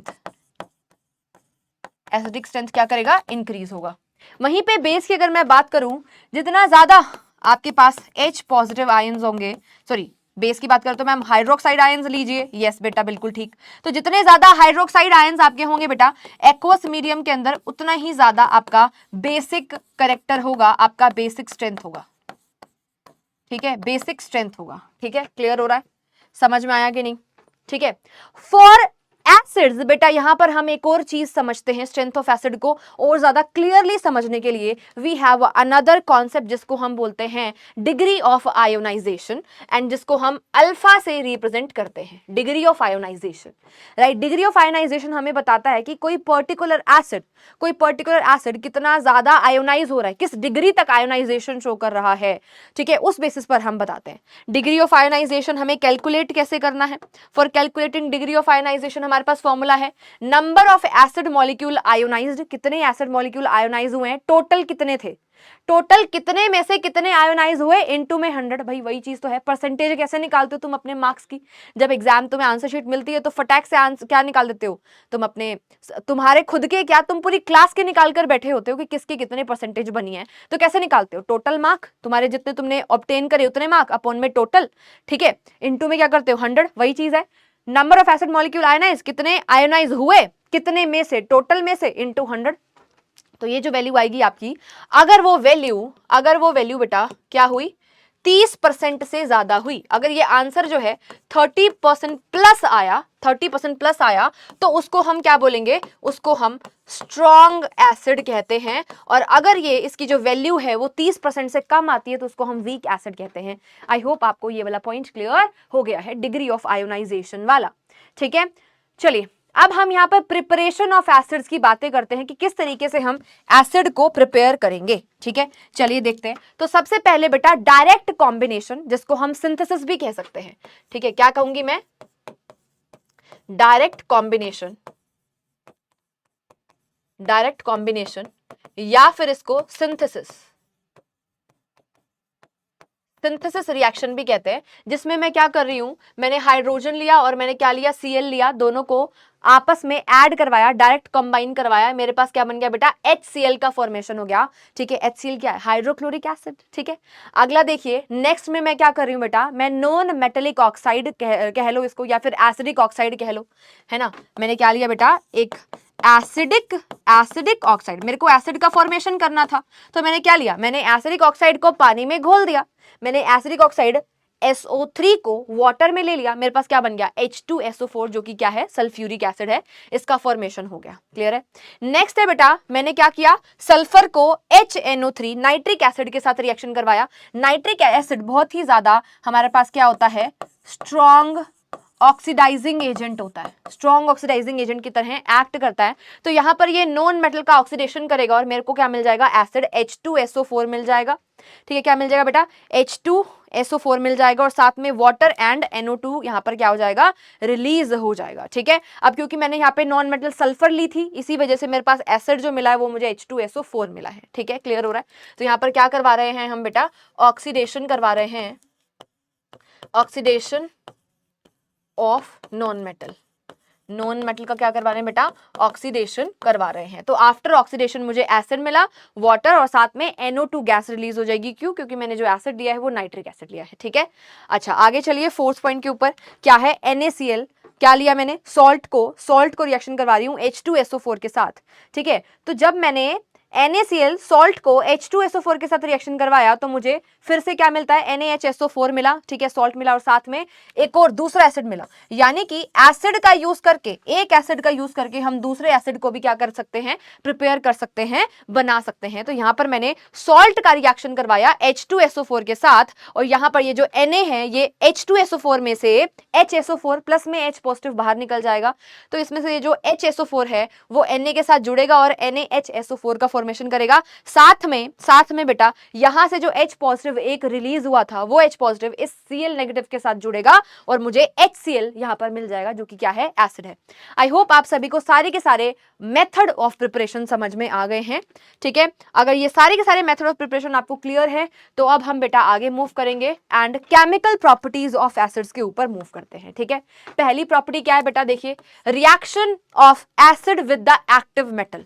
जब भी बेटा आप किसी भी काफी रिएक्टिव मेटल का रिएक्शन करवाते हो एसिड के साथ, तो हमेशा हमें क्या मिलता है, सॉल्ट मिलता है, और साथ में बेटा आपको हाइड्रोजन गैस भी इवॉल्व होती हुई दिखाई देगी। ठीक है, तो जो आपके रिएक्टिव मेटल्स होते हैं वो एसिड के अंदर प्रेजेंट हाइड्रोजन को डिस्प्लेस करके हाइड्रोजन गैस प्रोड्यूस कर देते हैं। ये हमारी बेटा जर्नल रिएक्शन है। ठीक है, ये सभी को पता होना चाहिए। मेटल हमेशा एसिड के साथ रिएक्शन करके सॉल्ट एंड हाइड्रोजन गैस को निकालता है। तो यहां पर मैंने मैग्नीशियम को HCl के साथ रिएक्शन करवाया। ये मेरे पास क्या है बेटा, एक मेटल है। ठीक है, मैग्नीशियम क्या है, एक मेटल है, और HCl क्या है, एक एसिड है। आपस में रिएक्शन करवाया, मुझे क्या मिला, सॉल्ट मिला, और साथ में जो मेन चीज आपको पता होनी चाहिए वो क्या होना चाहिए, हाइड्रोजन गैस यहां से जरूर रिलीज होगी, क्योंकि HCl के अंदर जो प्रेजेंट हाइड्रोजन है उसको हमारा रिएक्टिव मेटल क्या कर देगा, डिस्प्लेस कर देगा। आई होप आपको क्लियर है पहला वाला हमारा प्रॉपर्टी ऑफ एसिड। अगली प्रॉपर्टी के ऊपर जंप करते हैं जो कि है रिएक्शन विद द बेस। आप सभी को पता है जब भी आपका कोई एसिड रिएक्ट करता है बेटा किसके साथ, बेस के साथ, तो हमें क्या मिलता है, हमें सॉल्ट मिलता है, और साथ में बेटा हमें वाटर भी मिलता है। सॉल्ट एंड वाटर का फॉर्मेशन होता है। ठीक है, तो इसका सिंपल सा एग्जांपल हमने ले रखा है बेटा कॉपर ऑक्साइड ले रखा है। अब वैसे तो सभी बच्चों को ये वाली बात पता होगी, और अगर नहीं पता तो यहां पर हम एक की कॉन्सेप्ट मेंशन करेंगे जो तुम्हें बहुत ज्यादा काम आएगा। ठीक है, इस पूरे चैप्टर के अंदर। ठीक है, जिसमें यहां पे हेडिंग लगाएंगे की कॉन्सेप्ट। की कॉन्सेप्ट, पहला की कॉन्सेप्ट क्या है भाई, पहला की कॉन्सेप्ट क्या है, पहला की कॉन्सेप्ट ये है कि आपके जो एसिडिक, आपके जो नॉन मेटल के ऑक्साइड्स होते हैं, आपके जो नॉन मेटल के ऑक्साइड होते हैं वो कैसे होते हैं बेटा, वो एसिड होते हैं, वो एसिडिक इन नेचर होते हैं। ठीक है, दूसरा जो आपके मेटल के ऑक्साइड होते हैं वो कैसे होते हैं बेटा नेचर में, वो बेसिक इन नेचर होता है। क्लियर हो रहा है? ठीक है, थर्ड पॉइंट, जो आपके मेटल कार्बोनेट होते हैं, क्या चीज बेटा, जो आपके मेटल कार्बोनेट होते हैं, या फिर जो आपके मेटल के क्या होते हैं, बाइकार्बोनेट होते हैं, ये कैसे होते हैं, ये बेटा बेसिक, स्लाइटली बेसिक। ठीक है, स्लाइटली बेसिक इन नेचर होते हैं। क्या सभी को क्लियर हुआ? ये वाले पॉइंट इंपॉर्टेंट है। दूसरी नेक्स्ट इंपॉर्टेंट चीज जो आपको पता होनी चाहिए वो ये है कि बेटा जब भी आपका रिएक्टेंट साइड पर, ऑन रिएक्टेंट साइड, ठीक है, ऑन रिएक्टेंट साइड जब भी बेटा आपका मेटल का कार्बोनेट हो या फिर मेटल का बेटा बाइकार्बोनेट हो, तो हमेशा बेटा प्रोडक्ट साइड में, हमेशा बेटा हमें प्रोडक्ट के अंदर क्या मिलेगा, always and always CO2 gas release होती है। ठीक है, तो प्रोडक्ट में क्या चीज जरूरी तरीके से बाहर निकलेगी, वो क्या है बेटा, आपकी CO2 गैस का रिलीज तो होगा ही होगा। ये कुछ आपके की कॉन्सेप्ट्स है, की पॉइंट्स है जो आपको पता होने चाहिए। ठीक है, चलिए अब हम वापस चलते हैं यहाँ पर इसकी प्रिपरेशन पे। आपको पता है कॉपर का ऑक्साइड है जो कि क्या है बेटा, मेटल ऑक्साइड है, और मेटल ऑक्साइड्स आपके बेटा बेसिक होते हैं। तो इस बेस को जब आप रिएक्शन करवाओगे H2SO4 जो कि एक एसिड है, ठीक है, तो किस चीज का फॉर्मेशन होगा, कॉपर का सल्फेट जो कि सॉल्ट है, और साथ में वाटर आपका रिलीज हो जाएगा। आई होप आप सभी को ये वाला पॉइंट क्लियर हो गया है, ठीक है। ये जर्नल रिएक्शन हो गई। आगे चलेंगे, नेक्स्ट हमारे पास है बेटा action of dilute acid on the salt. यहां पर हम क्या लेंगे, सॉल्ट लेंगे। देखिए यहाँ पे कार्बोनेट आ चुका है, ठीक है, ये क्या है, कैल्शियम कार्बोनेट हमारा सॉल्ट है जिसको रिएक्शन करवा रही हूं एसिड के साथ। तो यहाँ पर क्या बनेगा आपका, देखिए कैल्शियम का क्लोराइड का फॉर्मेशन होगा, CaCl2 बनेगा, साथ में वाटर हमारा बनेगा, ठीक है। देखिए सिंपल सी बात है, ये सॉल्ट तो है पर ये स्लाइटली बेसिक है। अभी अभी बताया ये कैसे होते हैं, बेसिक होते हैं बेटा, अभी अभी बताया कि ये बेसिक होते हैं। तो बेस जब एसिड के साथ रिएक्शन करता है तो क्या बनेगा, सॉल्ट एंड वाटर बनता है। क्या बनता है, सॉल्ट बनेगा, और साथ में क्या बनता है, वाटर बनता है मैम। पर मैम ने अभी अभी की कॉन्सेप्ट लिखवाया कि जब जब रिएक्टेंट की साइड पर कार्बोनेट होगा तब तब प्रोडक्ट के अंदर हमें CO2 गैस तो मिलेगी ही मिलेगी। तो this is the compulsory product, ये तो होगा ही होगा, CO2 तो होगा ही होगा। क्लियर है। चलिए नेक्स्ट है बेटा बाइकार्बोनेट। बाइकार्बोनेट है तो बाइकार्बोनेट भी कैसे होते हैं, बेस की तरह एक्ट करते हैं। ये एसिड है तो एसिड प्लस में बेस रिएक्शन करेंगे, सॉल्ट वाटर CO2 क्यों मिल रहा है, क्योंकि बाइकार्बोनेट है, ठीक है। आई होप आप दोनों को, आप सभी को ये दोनों के दोनों जो रिएक्शंस थी वो समझ में आ गई है। नेक्स्ट देखिए सल्फाइड ले लिया, यहाँ पे कार्बोनेट के साथ देखा, यहाँ पर सल्फाइड के साथ देखते हैं। यहाँ पर मैंने मेटल का सल्फाइड जब लिया, एसिड के साथ रिएक्शन कराया, ठीक है, तो मेरे को क्या मिलेगा, कैल्शियम का क्लोराइड, सॉल्ट मिला, वाटर और साथ में SO2। एक बात ध्यान रखना, जब भी बेटा कार्बोनेट होगा तो CO2 गैस निकलेगी, जब भी सल्फाइड होगा तो SO2 गैस निकलेगी, और जब सल्फाइड होगा तो आपके पास H2S गैस निकलेगी। क्या बोला मैंने, कार्बोनेट होगा तो CO2, सल्फाइड होगा सल्फाइड, ठीक है, SO3 अगर वहां पर है, SO3 यहां पर आपको दिखाई दे रहा है, ठीक है, CaSO3 कैल्शियम सल्फाइड हमने यहां पर ले लिया तो हमें SO2 गैस मिल रही है, ठीक है। क्लियर है। चलिए अब इसी को ही फिर से एक बार समअप करते हैं। मैंने क्या बोला, क्या क्या चीजें मिलनी चाहिए हमें, ठीक है, डब्बा बनाकर लिखते हैं। देखो मैंने क्या बोला, अगर आपके पास पॉइंट नंबर 1 कार्बोनेट होगा, इसको डब्बे को थोड़ा बड़ा कर लेते हैं। देखिए पॉइंट नंबर 1 मैंने क्या बोला, अगर आपके पास क्या हो, कार्बोनेट या फिर बाइकार्बोनेट, तो क्या मिलेगा प्रोडक्ट में, आपको बताना है। दूसरे नंबर पे अगर क्या हो, सल्फाइड, ITE लगा हुआ है भाई लास्ट में, ठीक है। थर्ड नंबर पे क्या है, सल्फाइड अगर हो तो क्या मिलेगा। देखिए अगर आपके पास बेटा कार्बोनेट या फिर बाइकार्बोनेट होता है तो प्रोडक्ट साइड पर CO2 गैस तो मिलेगी ही मिलेगी, और अगर सल्फाइड है तो SO2 गैस तो रिलीज होगी ही होगी, ठीक है। अगर सल्फाइड है तो यहां पर H2S गैस तो रिलीज होगी ही होगी, ये आपको ध्यान रखना है, ठीक है, ये आपको ध्यान रखना है। क्लियर है, समझ में आया। चलिए अब यहां पर मूव करते हैं फिर से, ठीक है। SO4 2 नेगेटिव होता है बेटा, तो क्या होता है वो सल्फेट, यहाँ पे क्या है 3 ऑक्सीजन है, तो इसलिए यहाँ पर लास्ट में क्या आ गया, ITE आ गया। इसको इनऑर्गेनिक नॉमेनक्लेचर बोलते हैं। आई होप आपने 9th क्लास में ये पढ़ा होगा, ठीक है। अच्छा अब नेक्स्ट हमारे पास आ गया बेटा जिंक का सल्फाइड, तो यहाँ पर H2S निकल गई, साथ में क्या बन गया हमारा, जिंक का सॉल्ट बन गया, ठीक है, ZnCl2 का यहाँ पर फॉर्मेशन हो गया। आई होप आप सभी को अच्छे से क्लियर हो गई हैं ये सारी रिएक्शंस। आगे मूव करेंगे, नेक्स्ट हमारे पास है, ये बहुत इंपॉर्टेंट पॉइंट है, ये बहुत ही ज्यादा इंपॉर्टेंट पॉइंट क्या है, इसके अंदर जो हमारा नाइट्रिक एसिड होता है वो बहुत ही ज्यादा स्ट्रॉन्ग ऑक्सीडाइजिंग एजेंट है। क्या है, बहुत ही ज्यादा स्ट्रॉन्ग ऑक्सीडाइजिंग एजेंट है, ठीक है, बहुत ही ज्यादा स्ट्रॉन्ग ऑक्सीडाइजिंग एजेंट है। तो यहाँ पर होता क्या है, अगर मैं मेटल को, ये जो हमारा HNO3 है बेटा, ये आप अगर देखेंगे मैंने जितने भी आपको यहाँ पर रिएक्शन करवाए पीछे, ठीक है, जहाँ पे मैंने मेटल को रिएक्शन करवाया था, जहाँ पे बेटा मैंने मेटल को रिएक्शन करवाया था एसिड के साथ, ठीक है, वहां पर मैंने कहीं पर भी ना एसिड को ठीक है, एसिड हम हमेशा या तो HCl लेते हैं या तो H2SO4 लेते हैं। ऐसी वाली रिएक्शंस के अंदर कभी भी आपको ना ऐसा नहीं मिलेगा कि हमने कोई भी मेटल ले लिया, ठीक है, और उस मेटल को मैंने HNO3 के साथ रिएक्शन करवा दिया, ऐसा हमें नहीं मिलता है लिखा हुआ। ऐसा क्यों बेटा? क्योंकि HNO3 बेटा बहुत ही ज्यादा स्ट्रॉन्ग ऑक्सीडाइजिंग एजेंट होता है।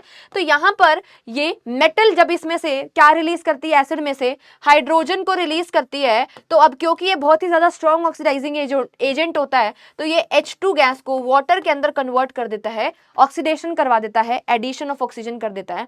इसी वजह से हम HNO3 वहां पर नहीं लेते हैं, ठीक है। हम HNO3 सिर्फ और सिर्फ दो मेटल्स के केस में लेते हैं, ठीक है। या तो हमारी मेटल क्या हो, मैग्नीशियम हो, या तो क्या हो, मैग्नीज हो, ठीक है। और जो हमारा एसिड होना चाहिए वो क्या होना चाहिए, डाइल्यूट HNO3 होना चाहिए। इन दोनों केसेस में इन दोनों मेटल्स के साथ रिएक्ट करके जो हमारा नाइट्रिक एसिड है, डाइल्यूटेड नाइट्रिक एसिड, वो क्या प्रोड्यूस कर सकता है, हाइड्रोजन गैस प्रोड्यूस करेगा। बाकी सभी मेटल्स के साथ अगर हम इसको रिएक्शन करवाएंगे तो हाइड्रोजन नहीं, सीधा वाटर मिलेगा, क्योंकि HNO3 हमारा बहुत ही ज्यादा स्ट्रॉन्ग ऑक्सीडाइजिंग एजेंट होता है। आई होप आप सभी को ये वाला पॉइंट क्लियर है, ठीक है। तो इसलिए मैंने यहाँ पर लिखा है कि जो हाइड्रोजन है वो किसके अंदर कन्वर्ट हो जाती है, वाटर के अंदर, क्योंकि ये क्या है, एक ऑक्सीडाइजिंग एजेंट है, इसका ऑक्सीडेशन हो जाता है, ठीक है। पर अगर मैं मैग्नीज वाली रिएक्शन की बात करूं, इसके ऊपर इंपॉर्टेंट मार्क करेंगे, मैग्नीज के साथ अगर हम इसको HNO3 को रिएक्शन करवाएंगे तो सॉल्ट बनेगा और साथ में हाइड्रोजन गैस रिलीज हो जाती है। फंडा क्या है यहाँ पर कि हमने जो यहाँ पे एसिड लेना है वो क्या लेना है, डाइल्यूटेड एसिड लेना है, डाइल्यूट HNO3 हमारे पास होना चाहिए। ये बात आपको ध्यान रखनी है। आई होप आप सभी को क्लियर है। आगे चलते हैं, नेक्स्ट हमारे पास आती है बेटा केमिकल प्रॉपर्टीज ऑफ एसिड्स के अंदर फोर्थ प्रॉपर्टी हमें पढ़नी है, ठीक है, जो थोड़ी सी हमें ध्यान से समझनी पड़ेगी। क्या है भाई, reaction with chlorides and nitrates. Chlorides और नाइट्रेट्स की अगर मैं बात करती हूं तो आपके पास बहुत कम ऐसे हैं, ठीक है, ऐसे बहुत कम आपके पास क्लोराइड्स और क्या है, नाइट्रेट्स है, जो कि किसके साथ रिएक्शन करते हैं, डाइल्यूट H2SO4 के साथ रिएक्शन करते हैं। बाकी आप क्या देखोगे, मोस्ट ऑफ द जो हमारे पास क्लोराइड्स और नाइट्रेट्स होते हैं वो कॉन्सेंट्रेटेड H2SO4 के साथ रिएक्शन करते हैं, जो कि मैंने यहाँ पर दिखा रखा है। ये वाला पॉइंट इंपॉर्टेंट है, ठीक है। वेरी फ्यू ऐसे हैं, जैसे कि बेरियम क्लोराइड की अगर मैं बात करूं या फिर लेड नाइट्रेट की मैं बात करूं, ये दोनों एग्जांपल्स आपको ध्यान रखने हैं। इन दोनों के केस में जो हमने यहाँ पर एसिड ले रखा है वो बेटा कैसा ले रखा है, डाइल्यूट H2SO4 ले रखा है, ठीक है। तो यहाँ पर मैंने BaCl2 बेरियम क्लोराइड को जब H2SO4 के साथ रिएक्शन करवाया तब मेरे को क्या मिल जाएगा यहाँ पर बेटा, BaSO4 मिलेगा, ठीक है। क्या मिला, BaSO4 मिल गया। यहाँ से बेरियम और यहाँ से सल्फेट आपस में जुड़ा, BaSO4 के मुझे क्या मिल गए बेटा, PPT प्रेसिपिटेट्स मिल गए, ठीक है। साथ में यहाँ से H और यहाँ से Cl आपस में जुड़ा और मुझे क्या मिल गया, HCl हाइड्रोक्लोरिक एसिड मिल गया, ठीक है। यहाँ पर लेड नाइट्रेट की बात करूं, यहाँ पर भी जो मैंने एसिड लिया है वो H2SO4 लिया है। यहाँ पर अगर मैं देखूं तो PbSO4 के आपको प्रेसिपिटेट यानी कि PPT मिल जाएंगे, ये सेटल डाउन कर जाएंगे हमारी टेस्ट ट्यूब के अंदर, ठीक है।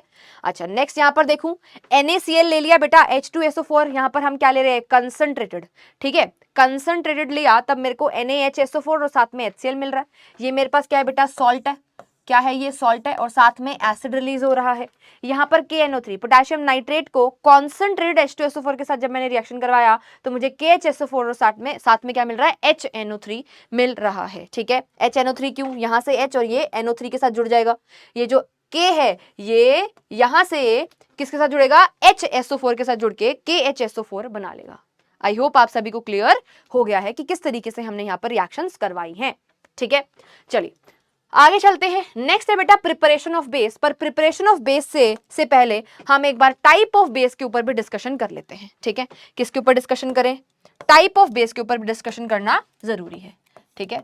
तो टाइप ऑफ बेस की अगर मैं बात करूं तो हमारे पास कितने टाइप के बेस हो सकते हैं। पहला हम कह सकते हैं भाई हमारे पास स्ट्रॉन्ग बेस होंगे, ठीक है, वीक बेस होंगे। क्लियर हो रहा है, मतलब strength, on the basis of strength अगर मैं बात करूं, ठीक है, on the basis of strength के बेसिस पे अगर मैं कहूं तो we have two type of base. हमारे पास दो टाइप के बेस हैं, strong base and weak base, ठीक है। क्या कह सकती हूं मैं, स्ट्रॉन्ग बेस होंगे जहां पे मैक्सिमम H पॉजिटिव आयंस निकल रहे हैं, यानी कि जहां पर 100% आयोनाइजेशन होकर मुझे क्या मिल रहे हैं, बहुत सारे H पॉजिटिव आयंस मिल रहे हैं, ठीक है। और दूसरे हमारे पास क्या है बेटा, वीक बेस है जिनका आयोनाइजेशन कंप्लीट नहीं होता है, जिनका क्या होता है, पार्शियल आयोनाइजेशन, पार्शियल आयोनाइजेशन होता है, उनको हम वीक बेस कहते हैं। स्ट्रॉन्ग बेस कौन से होते हैं बेटा? स्ट्रॉन्ग बेस वो होंगे जो कि 100%, हम कहने को बोल रहे हैं ये 100%, ठीक है, यानी कि जो मैक्सिमम क्या शो करते हैं, आयोनाइजेशन शो करते हैं, तो हम कह सकते हैं 100% आयोनाइजेशन, ठीक है। ये कोई पत्थर की लकीर नहीं है कि 99 हुआ तो उसको तो स्ट्रॉन्ग नहीं कहेंगे क्योंकि मैम ने तो 100 लिखवाया था, है ना, मतलब अप्रोक्सीमेटली 90% भी अगर कोई आयनाइज कर रहा है, ठीक है, तो उसको भी क्या बोलेंगे? स्ट्रॉन्ग बेस के अंदर ही। 80% भी कर रहा है तो उसको स्ट्रॉन्ग बेस में ही मानेंगे, ठीक है। कहने का मतलब ये है कि आपको वो वाला पॉइंटर ध्यान रखना है, स्ट्रेंथ डायरेक्टली प्रोपोर्शनल है number of hydroxide ions present in aqueous medium, ठीक है। इस चीज को मैं यहाँ पर फिर से मेंशन भी कर देती हूँ, जितने ज्यादा OH नेगेटिव आयंस होंगे एक्वस मीडियम के अंदर, उतना ही ज्यादा आपकी बेसिक स्ट्रेंथ होगी, उतनी ही ज्यादा क्या होगी आपकी बेटा? बेसिक स्ट्रेंथ होगी। क्लियर है? तो स्ट्रेंथ के बेसिस पर ये हो गया। अगला हम कह सकते हैं बेटा, स्ट्रेंथ के बेसिस पर हो गया, अगला हम कह सकते हैं बेटा कंसंट्रेशन के बेसिस पर, on the basis of concentration. Concentration के बेसिस पर अगर हम देखें तो फिर से हमारे पास दो टाइप के हैं, डाइल्यूट बेस, एक होंगे बेटा डाइल्यूट बेस होंगे, डाइल्यूट बेस जहां पर बेटा less amount of base add कर रखा है, पानी ज्यादा है बेस कम है, उसको डाइल्यूट बेस कहेंगे। और दूसरे होते हैं आपके कंसंट्रेटेड बेस, जिसके अंदर बेटा हमने बेस ज्यादा और पानी कम, यानी कि एक फिक्स वॉल्यूम ऑफ वाटर के अंदर अगर large amount of base add करा हुआ है तो उसको क्या बोलेंगे? कॉन्सेंट्रेटेड बेस बोलेंगे। जैसे अगर मेरे पास एक टेस्ट ट्यूब है और इस टेस्ट ट्यूब के अंदर मैंने बेटा यहाँ पर क्या ले रखा है? 5 ml, चलो इसको 20 ml वाटर ले लो, 20 ml मैंने क्या ले लिया बेटा? पानी ले लिया। और यहाँ पर भी मैंने क्या ले ली? एक टेस्ट ट्यूब ले ली जिसके अंदर मैंने जो पानी लिया है वो 20 ml लिया है, ठीक है। अब बेटा कंसंट्रेटेड बेस उसको कहेंगे जब 20 ml पानी के अंदर, 20 ml वाटर के अंदर मैंने 10 ml NaOH डाल दिया, ठीक है। और यहां पर कितना डाला? 20 ml पानी में, 20 ml वाटर के अंदर मैंने बेटा यहां पर 2 ml क्या लिया है? बेस लिया है, NaOH लिया है। तो यहाँ पर बेस कम है, यहाँ पर बेस ज्यादा है। जहां पर बेस ज्यादा होगा वो क्या होगा? कॉन्सेंट्रेटेड होगा। और जहां पर बेस आपका क्या होगा? कम होगा, उसको क्या बोलेंगे? डाइल्यूट बेस कहेंगे, ठीक है। आई होप आप सभी को क्लियर हो गया, टाइप ऑफ बेस समझ में आ गया है, ठीक है। अच्छा, ये तो हो गया स्ट्रेंथ के बेसिस पर और कंसंट्रेशन के बेसिस पर। अब इसके अलावा हम एसिड की यहाँ पे जिस तरीके से हमने एसिड की बेसिसिटी बताई, वैसे ही हमारे पास बेस की क्या होती है? बेस की एसिडिटी होती है, ठीक है। On the basis of acidity of base, ठीक है, on the basis of acidity of base, ठीक है। चलिए इसको डब्बे में बंद कर लेते हैं, ठीक है, इसको डब्बे में बंद कर लेते हैं। तो यहां पर सबसे पहले मेरे पास जो आता है, मैं क्या कह सकती हूँ भाई? एसिडिटी के बेसिस पर अगर मैं कहूं तो एक हमारे पास होगा मोनो एसिडिक बेस। क्या लिखूं? Mono acidic base. Mono acidic base कौन होंगे? पहले एसिडिटी को अगर हम डिफाइन करेंगे, एसिडिटी ऑफ बेस को अगर हम डिफाइन करना चाहें, यहां पर लिख लो, यहां पे क्या होता है? एसिडिटी ऑफ बेस का क्या मतलब है? एसिडिटी ऑफ बेस का क्या मतलब है बेटा? एसिडिटी ऑफ बेस का मतलब है कि कितने हाइड्रोक्साइड आयंस निकल रहे हैं हमारे पर एसिड मॉलिक्यूल, ठीक है। टोटल लिखो यहाँ पे, टोटल आयोनाइजेबल हाइड्रोक्साइड आयन पर एसिड मॉलिक्यूल, उसको हम क्या बोलते हैं? एसिडिटी ऑफ बेस कहते हैं, ठीक है। अब अगर मोनो एसिडिक है, मोनो का मतलब होता है 1, यानी कि जब ओनली 1 OH नेगेटिव आयंस आपका रिलीज हो रहा है एक्वस मीडियम में पर एसिड मॉलिक्यूल, तो उसको हम मोनो बेसिक बोलेंगे, मोनो एसिडिक बेस बोलेंगे, ठीक है। अच्छा, उसी तरीके से अगर डाई एसिडिक बेस की बात करूं तो डाई एसिडिक बेस कौन होगा बेटा? जहां पर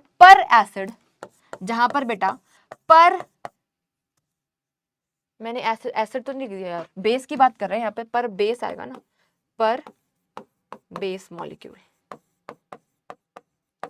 ठीक है। यहां पर भी ठीक लिखा है ना? अरे बेस की बात कर रहे हैं बेटा, इसको प्लीज ठीक कर लेंगे। एसिडिटी ऑफ बेस की बात कर रहे हैं तो टोटल आयनाइजेबल हाइड्रोक्साइड आयन पर बेस मॉलिक्यूल। प्लीज इसको करेक्ट करेंगे, ठीक है, मैम ने जल्दी जल्दी में ये बोल दिया था। ओके चलिए, मोनो एसिडिक बेस की बात करूं तो पर बेस मॉलिक्यूल हमारे पास 1 OH नेगेटिव आयन अगर निकल रहा है तो उसको मोनो एसिडिक बेस कहेंगे।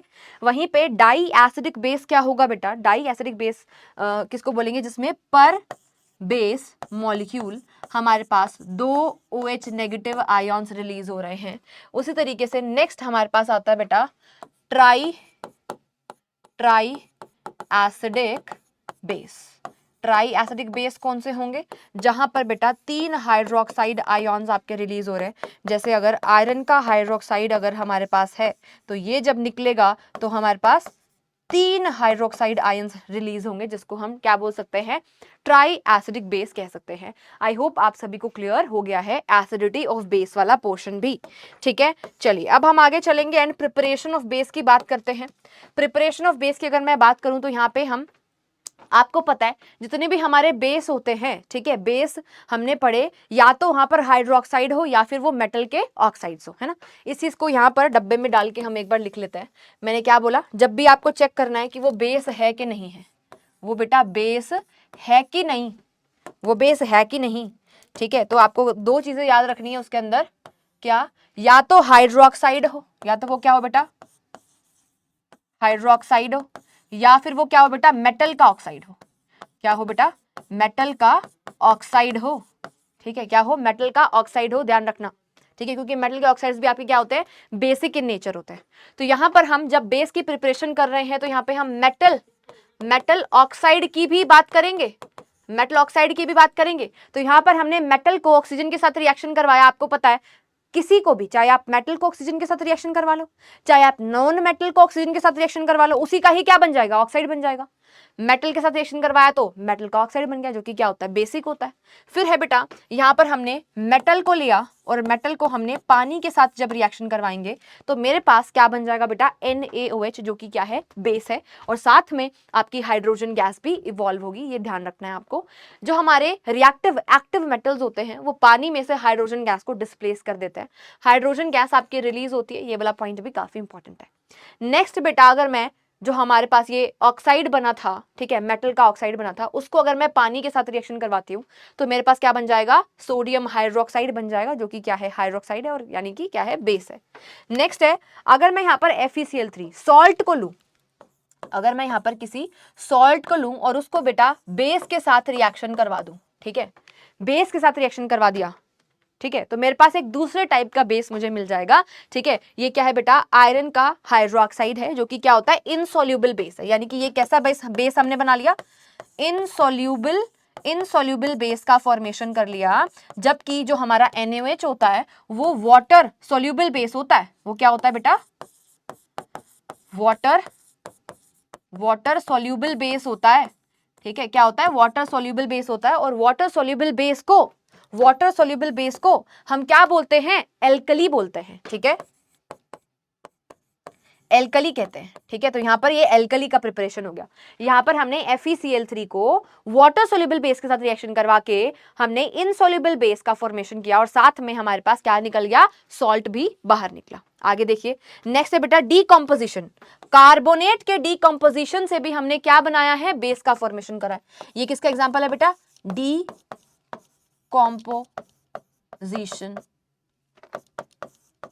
ऑफ मेटल कार्बोनेट,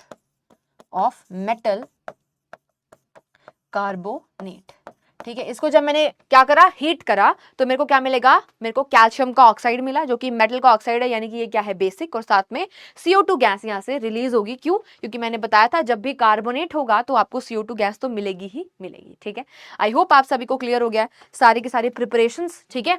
देख लो एक बार इसको, प्रिपरेशन ऑफ बेस को देख लो फटाफट से एक बारी, फिर हम आगे चलेंगे। नेक्स्ट हमें देखना है केमिकल प्रॉपर्टीज ऑफ बेस की केमिकल प्रॉपर्टीज के साथ डिस्कशन करेंगे। देखिए, आप सभी को पता है जो नॉन मेटल के हमारे पास ऑक्साइड्स होते हैं, जो हमारे क्या होते हैं बेटा, नॉन मेटल के ऑक्साइड होते हैं, वो एसिड की तरह बिहेव करते हैं। यानी कि अगर मैं NaOH को, जो कि क्या है, एक बेस है, इसको अगर मैं CO2 जो कि एसिड की तरह बिहेव करेगा, क्योंकि ये क्या है बेटा, ये एक नॉन मेटल का ऑक्साइड है। क्या है, नॉन मेटेलिक ऑक्साइड है। इसको जब मैंने रिएक्शन करवाया बेटा बेस के साथ, तो मुझे क्या मिलेगा, सॉल्ट एंड वाटर का फॉर्मेशन होगा, क्योंकि एसिड और बेस जब भी रिएक्शन करते हैं तो सॉल्ट एंड वाटर बनता है। तो यहाँ पर ठीक है, यहाँ पर क्या मिला, क्या मिल गया मुझे, सोडियम का कार्बोनेट मिला, क्योंकि CO2 के साथ रिएक्शन करवा रहे हैं तो प्रोडक्ट में कार्बोनेट तो बनेगा, साथ में वाटर H2O का भी यहाँ पर फॉर्मेशन होगा। सॉल्ट एंड वाटर हमें मिलते हैं, यानी कि ये काइंड ऑफ न्यूट्रलाइजेशन रिएक्शन वाले प्रोडक्ट्स हमें बेटा यहाँ पर मिल गए हैं। ठीक है, आगे चलिए। नेक्स्ट है मेरे पास बेटा कैल्शियम का हाइड्रोक्साइड, जिसको मैं HCl के साथ रिएक्शन करवा रही हूं। फिर से अगेन वही, हमारे पास ये क्या है, बेस है, ये एसिड है, सॉल्ट एंड वाटर बन जाएगा, सिंपल न्यूट्रलाइजेशन रिएक्शन हमारे पास यहाँ पर हो रही है। ठीक है, नेक्स्ट हमारे पास क्या है बेटा, जिंक सल्फेट। इस बार हम क्या कर रहे हैं, सोल्ट को वाटर के साथ, सॉरी सॉल्ट को एक्वस मीडियम के में प्रेजेंट बेस के साथ रिएक्शन करवा रहे हैं। तो मुझे क्या मिलता है, मेरे को यहाँ पर जो मैंने NaOH लिया बेटा वो वाटर सोल्यूबल बेस था, और यहाँ पर प्रोडक्ट में जो चीज मुझे मिली है जिंक का हाइड्रोक्साइड, वो है तो बेस, पर वो कैसा बेस है, वो है आपका इनसोल्यूबल बेस का एग्जाम्पल। ठीक है, तो जिंक का हाइड्रोक्साइड और साथ में सॉल्ट हमें मिल गया है। यहाँ पर क्या लिया है हमने, एक्वस मीडियम में लिया, यानी कि एल्कली के साथ रिएक्शन करवाया, वाटर सोल्यूबल बेस के साथ रिएक्शन करवाया, किसको, सॉल्ट को, तो जिंक का हाइड्रोक्साइड मिलेगा जो कि इनसोल्यूबल बेस होगा। ठीक है, नेक्स्ट है बेटा अमोनियम के सॉल्ट को, ठीक है, अमोनियम क्लोराइड क्या है, सॉल्ट ऑफ अमोनियम को, ठीक है, सॉल्ट ऑफ अमोनिया को जब यहाँ पे हम रिएक्शन करवाते हैं सोडियम हाइड्रोक्साइड के साथ, तो हमें साथ में क्या मिलेगा, ये अमोनिया गैस, ये मेन प्रोडक्ट है, आपको ध्यान रखना है। अमोनिया गैस कब रिलीज होगी, बेटा, जब हमने अमोनिया के सॉल्ट को बेस के साथ रिएक्शन करवाया। ठीक है, जब हम सॉल्ट ऑफ अमोनिया लेंगे और उसको रिएक्शन करवाएंगे किसके साथ बेटा, NaOH के साथ, बेस के साथ, तब हमें क्या मिलती है, NH3 गैस मिलती है, साथ में वाटर एंड सॉल्ट तो निकलेगा ही निकलेगा। क्या सभी को क्लियर, क्या सभी को समझ में आया, जल्दी से बताओ भाई, यस और नो। ठीक है, बताइए, बताओ भाई फटाफट से। NaCl बन रहा है, साथ में क्या बन रहा है, वाटर, ठीक है, और साथ में क्या प्रोड्यूस हो रहा है हमारे पास, अमोनिया गैस भी बन रही है, क्योंकि यहाँ पर अमोनिया था। ठीक है, इसी वजह से यहाँ पे NH3 गैस हमारे पास रिलीज होती हुई दिखाई दे रही है। ठीक है, चलिए अब हम आगे चलेंगे। इतना सबको समझ में आ गया होगा, हमने प्रॉपर्टीज पढ़ ली हैं। नेक्स्ट है हमारे पास बेटा कॉन्सेप्ट ऑफ पीएच। ठीक है, अब स्ट्रेंथ ऑफ एसिड से तो हमें समझ में आ गया, हमें लिटमस पेपर या इंडिकेटर से ये समझ में आ रहा था कि भाई हमारे पास ये सब्सटेंस एसिडिक है कि बेसिक है। पर आप सभी को पता है, अगर मैं फिनोफ्थलीन की बात करती हूँ, अगर मैं बेटा किसकी बात करूं, फिनोफ्थलीन की बात करूं, तो फिनोफ्थलीन जो है बेसिक मीडियम के अंदर, बेसिक मीडियम के अंदर बेटा हमें कैसा कलर देता है, पिंक कलर देता है। चाहे आपका बेस स्ट्रॉन्ग बेस हो, जैसे अगर NaOH होगा तो भी वो पिंक कलर देगा, ठीक है, और वहीं पे अगर आपके पास अमोनियम हाइड्रोक्साइड होगा जो कि एक वीक बेस है, तो भी बेटा वो पिंक कलर ही देगा। तो बेटा on the basis of indicator जो हमने पढ़े हैं, हम ये नहीं बता पा रहे थे कि कौन सा वाला आपका बेस कितना ज्यादा स्ट्रॉन्ग बेस है, कितना वीक बेस है। उसी के लिए हमारे पास एक कॉन्सेप्ट आता है जिसको हम बोलते हैं पीएच स्केल। ठीक है, पीएच स्केल जिसको हम कहते हैं, ठीक है, जिसके लिए हम क्या यूज करेंगे, पीएच पेपर यूज करते हैं। ठीक है, तो आइए यहाँ पर कॉन्सेप्ट ऑफ पीएच को समझते हैं। स्ट्रेंथ ऑफ पीएच को समझने के लिए इसको हम एक नंबर लाइन की तरह समझेंगे। ठीक है, हमारे पास होता है बेटा एक पीएच स्केल, ठीक है, जो कि कहाँ से शुरू होता है, 0 से शुरू होता है, 14 तक चलता है। ठीक है, 0 से लेकर 14 तक चलता है, और बीचों बीच हमारे पास एक नंबर आता है 7। 7 किसको शो करता है, न्यूट्रल कंडीशन को शो करता है। 7 से जितना ज्यादा 14 की तरफ बढ़ेगा वैल्यू, जितना ज्यादा 14 को अप्रोच करेगा, उतना ज्यादा आपकी बेसिक स्ट्रेंथ होती जाती है, और जितना ज्यादा बेटा 0 को अप्रोच करेगा, उतना ज्यादा आपके पास एसिडिक स्ट्रेंथ होती जाती है, यानी कि जितना ज्यादा जो वैल्यू 0 के करीब होगी वो उतनी ही ज्यादा एसिडिक होगी। ठीक है, क्या सभी को क्लियर हुआ? पीएच का मतलब होता है जर्मन में पावर ऑफ हाइड्रोजन, यानी कि कितना वहां पर हाइड्रोजन प्रेजेंट है, कितने वहां पे हाइड्रोजन रिलीज हो रहे हैं, कितनी उस पर्टिकुलर हाइड्रोजन की पावर है। Strength of acid and base depend upon the number of H positive and OH negative ions produce in the aqua solution. ये चीज हम पहले ही डिस्कस कर चुके हैं। अब डायरेक्टली हम पीएच पेपर के ऊपर चलेंगे। पीएच पेपर बेटा लिटमस पेपर की जैसे दिखने वाली स्ट्रिप्स होती हैं, पीएच पेपर जो है वो लिटमस पेपर की तरह दिखने वाली ही क्या होती है, स्ट्रिप्स होती हैं, ठीक है, उसी तरीके की दिखती हैं। अब उस पीएच पेपर के साथ कंबाइंड फॉर्म में आपको ये कलर कॉम्बिनेशन का कोड मिलता है, ठीक है। अब इस पीएच स्केल के अंदर अगर कोई सब्सटेंस आपका बहुत ज्यादा एसिडिक है तो एसिडिक मीडियम में पीएच पेपर की जो स्ट्रिप का कलर है वो कैसा हो जाता है, रेड हो जाता है। पीएच 0 यानी कि बहुत ज्यादा एसिडिक है तो बिल्कुल लाल रंग आएगा, 1 है तो थोड़ा सा ऑरेंज मिक्स हो जाएगा, ठीक है। 2 है अगर पीएच है तो एसिडिक तो है पर थोड़ा सा कम वैल्यू हो गई उसकी तो उसमें थोड़ा सा येलोइश सा मिक्स हो जाएगा, ठीक है। तो एसिड के लिए रेड कलर आता है, न्यूट्रल के लिए बेटा कैसा कलर आता है, ग्रीन कलर आता है, ध्यान रखना है आपको, ठीक है। और बेस के लिए आपके पास होता है बेटा वॉयलेट कलर या फिर आप कह सकते हो ब्लू का शेड। जितना ज्यादा डार्क ब्लू कलर होता जाएगा उतना ज्यादा आपका बेसिक स्ट्रेंथ बढ़ती चली जाती है, पीएच को ये रिप्रेजेंट करता है। अब हमारे पास आता है बेटा pH of importance of pH in everyday life. हमारे आसपास बेटा कहाँ कहाँ पर पीएच हमें डे टू डे लाइफ में काम आता है। पहला है बेटा एग्रीकल्चर के अंदर, जो हम प्लांट्स को ग्रो करते हैं, आपको पता है for the growth of plant we need optimal range of pH, ठीक है। बहुत ज्यादा एसिडिक मीडियम में प्लांट का ग्रो नहीं करेगा और बहुत ज्यादा बेसिक मीडियम में भी प्लांट ग्रो नहीं करता है, तो हमें अप्रोक्सीमेटली न्यूट्रल सा पीएच चाहिए होता है, लगभग 7 पीएच चाहिए होता है। पर कुछ प्लांट्स ऐसे होते हैं बेटा, स्पेसिफिकली कुछ प्लांट्स ऐसे होते हैं जो एसिडिक कंडीशन में ग्रो कर पाते हैं, जो कुछ ऐसे होते हैं स्पेसिफिक प्लांट्स जो कि बेसिक मीडियम में ग्रो कर पाते हैं। पर अगर मैं एक ओवरऑल जर्नल व्यू आपको बताऊं तो इन जर्नल हमारे पास जो नॉर्मल प्लांट्स होते हैं वो बहुत ज्यादा एसिडिक मीडियम के अंदर ग्रो नहीं कर पाते, बहुत ज्यादा बेसिक मीडियम में भी ग्रो नहीं कर पाते, तो उनको थोड़ा सा ऑप्टिमल सा रेंज ऑफ पीएच चाहिए होता है। तो ये एग्रीकल्चर के अंदर काम आ जाएगा, ठीक है। अगर हमारी सॉइल बहुत ज्यादा एसिडिक है, अगर हमारे पास जो सॉइल है वो क्या हो गई है, एसिडिक सॉइल हो गई है, तो उसको न्यूट्रलाइज करने के लिए हमें उसके अंदर कोई बेस ऐड करना पड़ेगा, जैसे कि कैल्शियम ऑक्साइड को हम ऐड कर देते हैं टू न्यूट्रलाइज द सॉइल, ठीक है। नेक्स्ट है भाई एसिड रेन। आपको पता है एसिड रेन की वजह से हमारा जो ताजमहल है वो बेटा खराब हो गया, ठीक है, यानी कि उसके ऊपर जो कलर वगैरह है उसके फेड हो गए, पीला पड़ गया है। क्यों एसिड रेन क्यों बनती है, हमारे एटमॉस्फेयर में जितनी भी पॉल्यूटेंट गैसेस हैं, जैसे कि सल्फर डाइऑक्साइड हो गई, सल्फर ट्राइऑक्साइड हो गई, ये सारे के सारे मिलके क्या बनाते हैं बेटा, हमारी रेन के पीएच को क्या कर देते हैं, कम कर देते हैं, एसिडिक कर देते हैं। यानी कि अगर आपका जो पीएच है रेन वाटर का वो क्या होगा, लेस देन 5.5 होगा, तो ऐसी रेन को हम क्या बोलते हैं, एसिड रेन कहते हैं। एसिड रेन एक्वेटिक एनिमल्स को नुकसान पहुंचाती है ना, मार्बल के साथ रिएक्ट करके, क्योंकि मार्बल के अंदर कैल्शियम कार्बोनेट प्रेजेंट होता है, उसके साथ रिएक्ट करके उसकी लाइफ को कम करती है। तो ये एसिड रेन के थोड़े से फंडे हो गए, ठीक है। अगली बात आती है मेडिसिन बेटा, आपको पता है हमारे ह्यूमन बॉडी के अंदर, हमारे स्टमक के अंदर क्या प्रेजेंट है, HCl प्रेजेंट होता है, जो कि हमारे पेट में प्रेजेंट है, ठीक है। उसको न्यूट्रलाइज करने के लिए हम क्या खाते हैं बेटा, जब कई बार बहुत ज्यादा एसिड आ जाता है, एसिड रिफ्लक्स होता है, तो हार्ट बर्न नाम की एक प्रॉब्लम होती है, जिसको एसिडिटी भी हम कह देते हैं। क्या बोल देते हैं, एसिडिटी कह देते हैं। तो एसिडिटी को ठीक करने के लिए हम क्या लेते हैं बेटा, एंटासिड्स लेते हैं, जैसे कि डाइजिन, पिंक कलर का जो सिरप आता है, ठीक है, वो क्या करता है, एसिडिटी को कंट्रोल करता है, ठीक है। आई होप आप सभी को क्लियर है। आगे चलते हैं। नेक्स्ट है डाइजेस्टिव सिस्टम। अगेन आपको पता है डाइजेस्टिव सिस्टम के अंदर एसिड का बड़ा ही रोल है, क्योंकि आपको पता है हमारी बॉडी में HCl प्रेजेंट है, और इसका मेन काम क्या है बेटा, ये जो HCl है ये करता क्या है, it provides acidic medium in our stomach for the activation of some enzymes, ठीक है। प्रोवाइड एसिडिक मीडियम प्रोवाइड करता है for activation of enzymes.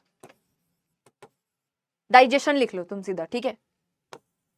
Digestion की एक्टिवेशन के लिए क्या करता है, जैसे पेप्सिन है, पेप्सिनोजन की फॉर्म में वो प्रेजेंट होता है। जो पेप्सिनोजन होता है वो एक इनएक्टिव एंजाइम है, जिसको कन्वर्ट करने के लिए, एक्टिव एंजाइम के अंदर कन्वर्ट करने के लिए, यानी कि पेप्सिनोजन को पेप्सिन के अंदर कन्वर्ट करने के लिए we need acidic medium, right. Bee sting हो गया, वास्प स्टिंग हो गया, ये क्या है, सेल्फ डिफेंस ऑफ एनिमल्स है, ठीक है। ये खुद को बचाने के लिए हमारी स्किन के अंदर क्या इंजेक्ट कर देती है बेटा, methanoic acid in our skin, हमारे स्किन में जब वो डंक मारती हैं, ठीक है, जिसकी वजह से हमें रेडनेस फील होती है, हमें इरिटेशन फील होती है, हमें जलन फील होती है। टूथ डिके अगेन बेटा, अगर आपका माउथ का पीएच क्या हो जाए, लेस देन क्या हो जाए, 5.5 हो जाए, ठीक है, तो क्योंकि हमारे माउथ में क्या हो गया, एसिडिक कंडीशन हो गई है, जिसकी वजह से टूथ डिके स्टार्ट हो जाता है। आपका जो इनेमल है लेयर, वो क्या करने लगता है, डिसॉल्व होने लगता है। ठीक है, चलिए सभी को क्लियर हो गया होगा। इसके बाद हमें मूव करना है हमारे अगले टॉपिक के ऊपर, ठीक है, जो कि क्या है, सॉल्ट्स। सॉल्ट्स क्या होते हैं बेटा, बेसिकली जो सॉल्ट्स होते हैं वो आपके आयनिक सब्सटेंसेस होते हैं, जो किसके बने हुए होते हैं, आयंस के बने हुए होते हैं, आयनिक कंपाउंड्स होते हैं। जैसे अगर मैं सॉल्ट की बात करती हूँ तो सबसे पहले हमारे दिमाग में NaCl आता है, या फिर क्या आता है, मैग्नीशियम क्लोराइड आता है, MgCl2। तो यहाँ पर ये किसके बने हुए हैं, ये आयनिक कंपाउंड्स हैं। ये क्या है बेटा, हमारे आयनिक कंपाउंड्स हैं, जो कि कंप्लीट ट्रांसफर ऑफ इलेक्ट्रॉन से बने हुए हैं, आप सभी को पता है। ठीक है, तो salt is a compound formed by the partial और total replacement of ionisable hydrogen atoms of an acid by the metallic ion. चाहे आप ये याद कर लो, चाहे आपको ये पता हो कि आयनिक कंपाउंड्स होता है। ठीक है, क्या बात बोल रखी है तुम्हारे, देखो यहाँ पे सिंपल सी बात बोली हुई है कि ये सॉल्ट कैसे बनते हैं। सॉल्ट बनते हैं जब एसिड को बेस के साथ रिएक्ट करते हैं तो सॉल्ट का फॉर्मेशन होता है। जैसे फॉर एग्जांपल अगर मैं HCl को रिएक्शन करवा दूं NaOH के साथ, तो यहां पर होगा क्या, Na और Cl आपस में जुड़ जाएंगे। ठीक है, salt is a compound form by partial और we can say total replacement of ionisable hydrogen atom of an acid by the metallic ion. ठीक है, देखो मेटेलिक आयन क्या है, ये इस मेटेलिक आयन ने बेटा हमारे एसिड में से फ्रॉम एसिड क्या कर दिया बेटा, रिप्लेस कर दिया किसको, आयनाइजेबल H पॉजिटिव आयन को। From acid replacement of ionisable H positive ion यहां पर हो गया है। ठीक है, तो उससे क्या मिल गया हमें, NaCl, जो कि सॉल्ट है, और साथ में वाटर तो बनेगा ही बनेगा। आई होप सभी को डेफिनेशन क्लियर हो गई है कि किस तरीके से हमें डिफाइन करना है ना। बुक के अंदर आपको जिस तरीके से लिखा हुआ है ना, थोड़ा सा एग्जाम में भी कई बार प्रेफर किया जाता है ICSE बोर्ड की वैसा ही लिखा हुआ हो, तो इसी वजह से ये वाली डेफिनेशन। नेक्स्ट है बेटा आयनिक डेफिनेशन, क्या है कि हमारा ये जो NaCl होता है, ये आयनिक कंपाउंड है, ये हमें Na पॉजिटिव और साथ में Cl नेगेटिव आयंस देता है। अगर मैं MgCl2 की बात करती हूँ तो हमें ये Mg2 पॉजिटिव और साथ में 2 Cl नेगेटिव आयंस देगा। ये मैंने इसका क्या कर दिया बेटा, इसको तोड़कर दिखा दिया है, ब्रेक डाउन करके दिखा दिया है। ठीक है, यही वाली चीज यहाँ पर बताई गई है। ओके, अच्छा, यहाँ पर या तो आप इसको हीट करेंगे या तो आप इसको क्या करेंगे, एक्वस मीडियम में लेंगे। ठीक है, चलिए अब हम आगे चलेंगे। नेक्स्ट है बेटा क्लासिफिकेशन ऑफ सॉल्ट में, है ना, नॉर्मल सॉल्ट होते हैं, एसिडिक सॉल्ट होते हैं, और क्या होते हैं हमारे पास, बेसिक सॉल्ट होते हैं। नॉर्मल सॉल्ट कब बनेंगे बेटा, जब हमारे पास क्या हो जाएगा, कंप्लीट क्या हो जाएगा बेटा, आपके पास रिप्लेसमेंट हो जाएगा किसका, हमारे H पॉजिटिव आयंस का, complete ionisable H positive ions का जब कंप्लीट रिप्लेसमेंट हो जाएगा। ठीक है, तो उसको हम क्या बोलते हैं, हमारे नॉर्मल सॉल्ट यानी कि न्यूट्रल सॉल्ट कहते हैं। नॉर्मल सॉल्ट से क्या मतलब है, न्यूट्रल सॉल्ट। ठीक है, क्लियर है। चलिए एसिडिक सॉल्ट में मैंने क्या बोला, जब एसिड क्या होगा, ओवर पावर करेगा। एसिडिक सॉल्ट कौन होगा, जब हमारा जो एसिड है वो क्या होगा, OP होगा। एसिड OP का क्या मतलब है, या तो इस तरीके से समझो, या फिर हम कह सकते हैं एसिडिक सॉल्ट वो होगा जब हमारे पास क्या होगा, partial replacement of H positive ions from the acid होगा। यानी कि पार्शियल रिप्लेस हुए हैं, सारे के सारे रिप्लेस नहीं हुए, एक आधा रह गया अगर हमारे पास सॉल्ट में। ठीक है, तो उसके अंदर एसिडिक कैरेक्टर बचा हुआ है। जैसे फॉर एग्जांपल मैंने ये एसिड लिया, इसको मैं रिएक्शन करवा रही हूं हमारे बेस के साथ। ठीक है, तो रिएक्शन करने के बाद मेरे पास क्या बन रहा है, सॉल्ट NaHSO4। H2SO4 जब टूटा, है ना, H2SO4 जब यहां पर टूटा तो मुझे H पॉजिटिव साथ में HSO4 नेगेटिव आयंस मिले। ठीक है, अभी इस HSO4 में एक हाइड्रोजन बाकी है, ये इसी कंडीशन में अगर बेटा Na के साथ जुड़ जाएगा तो मेरे को यहां पर H पॉजिटिव आयंस मिल रहे हैं, 1 H पॉजिटिव आयंस यहां पर लेफ्ट है। ठीक है, क्या लिखेंगे हम यहां पे, 1 H पॉजिटिव आयन लेफ्ट। ठीक है, यानी कि यहां पे partial replacement of hydrogen ion हुआ है ना। यही वाली बात बच्चों को समझ में नहीं आती कि क्या कहना चाह रहा है हमसे। देखो क्या लिखेंगे, partial replacement of ionisable H positive ion. ठीक है, यहां पर बेसिक सॉल्ट क्या होगा बेटा, जब हमारा बेस क्या होगा, OP होगा, बेस क्या करेगा, ओवर पावर करेगा। ठीक है, क्लियर हो रहा है। अच्छा जी, अब ये होता कैसे है, जब हमारे पास एक आधा OH बच जाए सॉल्ट में, है ना, जब यहां पे क्या हो पार्शियल, जब यहां पे क्या हो partial replacement of ionisable OH negative ions, सारे के सारे रिप्लेस नहीं हुए, एक आधा बच गया। ठीक है, 2 हाइड्रोक्साइड थे जिसमें से HCl ने क्या कर दिया, एक हाइड्रोक्साइड को रिप्लेस करा और एक वहां पर बच गया, एक बचा हुआ, इसलिए ये कैसा होगा, ये किसका एग्जांपल है, हमारे बेसिक सॉल्ट का एग्जांपल है। आई होप आप सभी को क्लियर हो गया है, चमक गया है। ठीक है, सो नॉर्मल सॉल्ट तो भाई वही न्यूट्रल सॉल्ट हो जाएगा हमारे पास, क्या हो जाएगा, न्यूट्रल सॉल्ट हो जाएगा। यहां पर क्या बनेगा हमारे पास, NaCl और साथ में H2O बन जाएगा। ये क्या है भाई, न्यूट्रल सॉल्ट का एग्जांपल है। ठीक है, चलिए आगे चलते हैं। नेक्स्ट है बेटा प्रिपरेशन के ऊपर चलेंगे, सॉल्ट की प्रिपरेशन हमें करनी है। पहला है बेटा डायरेक्ट कॉम्बिनेशन, Na और Cl को जोड़ोगे तो क्या बन जाएगा, NaCl बन जाएगा। यहाँ पे इसको आप बैलेंस कर सकते हो, दोनों दो दो हैं तो आगे 2 लगा दिया हमने, बैलेंसिंग आप कर सकते हैं। ठीक है, आगे चलेंगे। नेक्स्ट है बेटा सिंपल डिस्प्लेसमेंट, डिस्प्लेसमेंट यहाँ पर दिखानी है। हमने यहाँ पर मेटल ले लिया, ठीक है, मेटल ले लिया, ये मेटल जो है H2SO4 में से क्या करेगा भाई, हमारे पास किसका फॉर्मेशन करेगा भाई, हाइड्रोजन को डिस्प्लेस करेगा और क्या बना लेगा, जिंक सल्फेट का यहाँ पर फॉर्मेशन कर लेगा ZnSO4, और साथ में बेटा हाइड्रोजन गैस को ये इवॉल्व करेगा। तो हमें तो ये चाहिए था, ये तो हमारे पास सॉल्ट मिल गया हमें, क्योंकि इसने क्या करा, डिस्प्लेसमेंट करी है किसकी, हाइड्रोजन की। ठीक है, फ्रॉम द एसिड, एसिड में से हाइड्रोजन की डिस्प्लेसमेंट कर दी।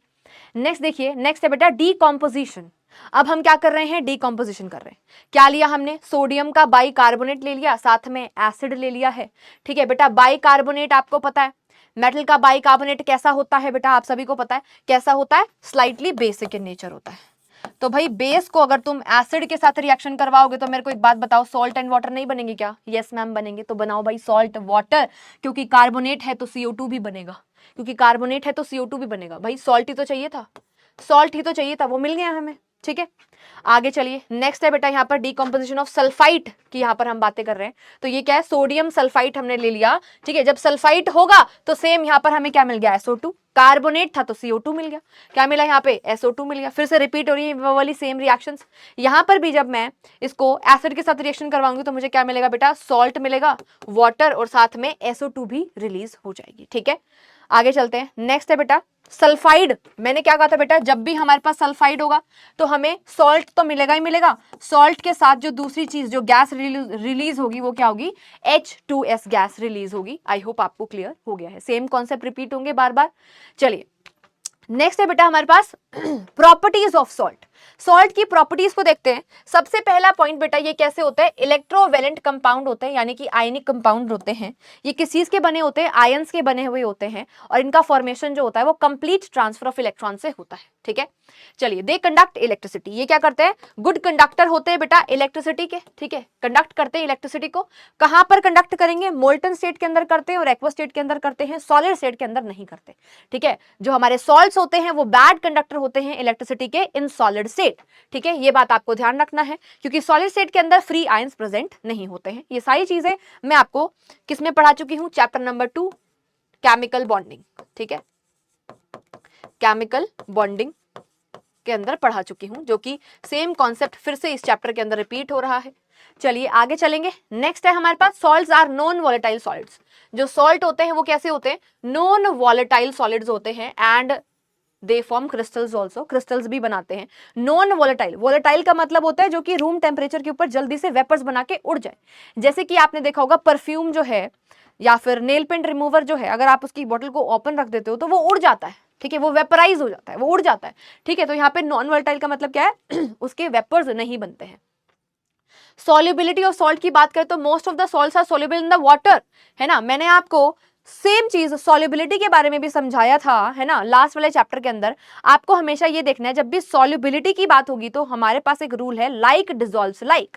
ठीक है, जो हमारे सॉल्ट है बेटा वो आयनिक कंपाउंड्स है, वो आयंस के बने हुए हैं। ठीक है, तो वो डिसॉल्व भी उसके अंदर होंगे, ऐसे सॉल्वेंट के अंदर डिसॉल्व होंगे जो कि क्या होंगे हमारे पास, हमारे पोलर सॉल्वेंट होंगे। पोलर सॉल्वेंट क्या होता है, वाटर जिसका एग्जाम्पल है। तो पानी के अंदर घुल जाते हैं, ऑर्गेनिक सॉल्वेंट के अंदर हमारे सॉल्ट सोल्यूबल नहीं होते। तो सॉल्ट बेटा वाटर के अंदर घुल जाते हैं, बट जो हमारे ये सॉल्ट्स हैं वो ऑर्गेनिक सॉल्वेंट के अंदर नहीं घुलते हैं, क्योंकि ऑर्गेनिक सॉल्वेंट के अंदर आयंस प्रेजेंट नहीं होते। ये क्या होते हैं, नॉन पोलर होते हैं। वाटर तो क्या है, पोलर है, यहां पर तो पोल्स जनरेट हो रहे हैं, ये क्या है हमारा, नॉन पोलर है। आई होप आप सभी को क्लियर हो गया है। आगे आइए, नेक्स्ट है सॉल्ट कैन एग्जिबिट एसिडिक और बेसिक प्रॉपर्टी, है ना, ये तो हमें पता है, न्यूट्रल भी हो सकता है, एसिडिक भी हो सकता है और बेसिक भी हो सकता है। ठीक है, based on their reaction, based on their action. ठीक है, आगे आइए, आगे चलते हैं। कुछ सॉल्ट्स ऐसे होते हैं बेटा जो कि कैसे होते हैं, हाइड्रेटेड सॉल्ट होते हैं, यानी कि जहां पर fix number of water molecules present होते हैं, जिसको हम वाटर ऑफ हाइड्रेशन या फिर वाटर ऑफ क्रिस्टलाइजेशन कहते हैं। जैसे कि कॉपर सल्फेट CuSO4.5H2O, यहाँ पर ये fix number of water molecule को वाटर ऑफ हाइड्रेशन कहते हैं। इन वाटर ऑफ हाइड्रेशन की वजह से हमारे पास क्या आता है बेटा, कलर आता है, और कॉपर सल्फेट पेंटाहाइड्रेट हमारे पास ब्लू कलर का सब्सटेंस होता है, ब्लू कलर का सॉल्ट होता है। वहीं पे जो हमारे पास कोबाल्ट का क्लोराइड है COCl2 है, इसके साथ बेटा 6H2O फिक्स होते हैं और ये पेल पिंक कलर का होता है, इसको वाटर ऑफ हाइड्रेशन या फिर वाटर ऑफ क्रिस्टलाइजेशन कहेंगे। आगे आइए, नेक्स्ट है हमारे पास फ्लोरोसेंट सब्सटेंसेस के बारे में देखते हैं। ये क्या है, property of some salts to lose water wholly. ये क्या करते हैं, वाटर का लॉस कर देते हैं, लॉस ऑफ वाटर यहाँ पर हो जाता है। ठीक है, और पार्शली, ठीक है, पार्शली अपने क्रिस्टल फॉर्म में से क्या करते हैं भाई, जब इसको एयर के साथ, एयर के अंदर जब हम एक्सपोज करते हैं, तो जब लॉस ऑफ वाटर हो जाए, जब क्या हो जाए, लॉस ऑफ वाटर हो जाए, पूरी तरीके से भी हो सकता है, पार्शियली भी हो सकता है, तो ऐसे सब्सटेंसेस को हम क्या बोलते हैं बेटा, एफ्लोरोसेंट सब्सटेंसेस कहते हैं। चलिए आगे चलते हैं, नेक्स्ट है हमारे पास हाइग्रोस्कोपिक। हाइग्रोस्कोपिक क्या होता है बेटा, जो मॉइस्चर को एब्जॉर्ब करते हैं। ठीक है, जो सॉल्ट्स क्या करेंगे, वाटर वेपर को, या फिर हम कह सकते हैं जो कि मॉइस्चर को एब्जॉर्ब करते हैं एटमॉस्फेयर से विदाउट डिसॉल्विंग इन इट। वो खुद डिसॉल्व नहीं होंगे पर वो मॉइस्चर को एब्जॉर्ब कर लेते हैं, ऐसे सब्सटेंसेस को हम क्या बोलते हैं, हाइग्रोस्कोपिक सब्सटेंसेस कहते हैं। जैसे कि H2SO4 जो है, ठीक है, ये क्या करता है, मॉइस्चर को एब्जॉर्ब कर लेता है। फिर है आपका P2O5, ठीक है, फॉस्फोरस पेंटाऑक्साइड है हमारे पास जो कि मॉइस्चर को एब्जॉर्ब करता है। क्विक लाइम है जो कि मॉइस्चर को एब्जॉर्ब करता है। सिलिका जेल है जो कि क्या करती है बेटा, मॉइस्चर को एब्जॉर्ब करती है। ठीक है, आगे चलिए, नेक्स्ट है बेटा डेलिक्वेसेंट सब्सटेंसेस। डेलिक्वेसेंट सब्सटेंसेस क्या होते हैं, ये भी क्या होते हैं, when exposed to the atmosphere, जब इनको हम एटमॉस्फेयर के अंदर रखते हैं, ठीक है, एट नॉर्मल ऑर्डिनरी टेम्परेचर, ये क्या करते हैं बेटा, absorbs moisture from the atmosphere air to become moist, ठीक है, and ultimately dissolve. Important point ये है, ठीक है, हाइग्रोस्कोपिक और डेलिक्वेसेंट सब्सटेंसेस में एक सिंपल जो थिन लाइन डिफरेंस है वो ये है कि जो डेलिक्वेसेंट सब्सटेंसेस होते हैं वो मॉइस्चर को एब्जॉर्ब करके उसके अंदर घुल जाते हैं। ठीक है, वो घुल जाएंगे, वो सोल्यूबलाइज हो जाएंगे, जबकि जो हमारे पास हाइग्रोस्कोपिक सब्सटेंसेस होते हैं वो घुलते नहीं है, वो बस एब्जॉर्ब कर लेते हैं। ठीक है, तो यहां पर इसके एग्जांपल NaOH हो गया, KOH हो गया और MgCl2 हो गया, ये सारे डेलिक्वेसेंट सब्सटेंसेस के एग्जांपल हैं। ठीक है, अब हमारे पास आता है ड्राइंग एंड डिहाइड्रेटिंग एजेंट, जिसको हम डेसिकेटिंग सब्सटेंसेस भी कहते हैं, डेसिकेशन के लिए जिसको हम यूज करते हैं मॉइस्चर को एब्जॉर्ब करने के लिए। तो almost all the hygroscopic substances, जितने भी हमने हाइग्रोस्कोपिक सब्सटेंसेस देखे, ठीक है, वो क्या होते हैं, डेसिकेटिंग एजेंट होते हैं, जो कि क्या करते हैं बेटा, मॉइस्चर को एब्जॉर्ब करने में हेल्प करते हैं। ठीक है, क्या सभी को क्लियर है? अच्छा, अब यहाँ पर डिहाइड्रेटिंग एजेंट के ऊपर थोड़ी सी नजर मारेंगे। देखिए, डिहाइड्रेटिंग एजेंट क्या होते हैं, जो डिहाइड्रेशन करें, जो कि पानी को बाहर निकालने। पर यहाँ पर इंपॉर्टेंट बात क्या है, यहाँ पर देखिए, जो हमारा कंसंट्रेटेड सल्फ्यूरिक एसिड होता है ये रिमूव कर सकता है वाटर मॉलिक्यूल को, अगर वाटर मॉलिक्यूल कंबाइंड स्टेट में भी है तो भी वहां से भी एब्जॉर्ब कर लेता है। वो किसका काम है बेटा, हमारे डिहाइड्रेटिंग एजेंट्स का काम है। ठीक है, क्या सभी को क्लियर हुआ, drawing and dehydrating agent? I hope सभी को क्लियर हो गया होगा। चलिए आई होप आपको मजा आया होगा आज के इस सेशन के अंदर। हमने वन शॉट के अंदर पूरे के पूरे चैप्टर को अच्छे से रिवाइज कर लिया है, ठीक है। मिलते हैं अगले लेसन के साथ, अगले लेक्चर के अंदर, ठीक है। सो तब तक के लिए अपनी हेल्थ का ध्यान रखिए। Keep learning and keep growing.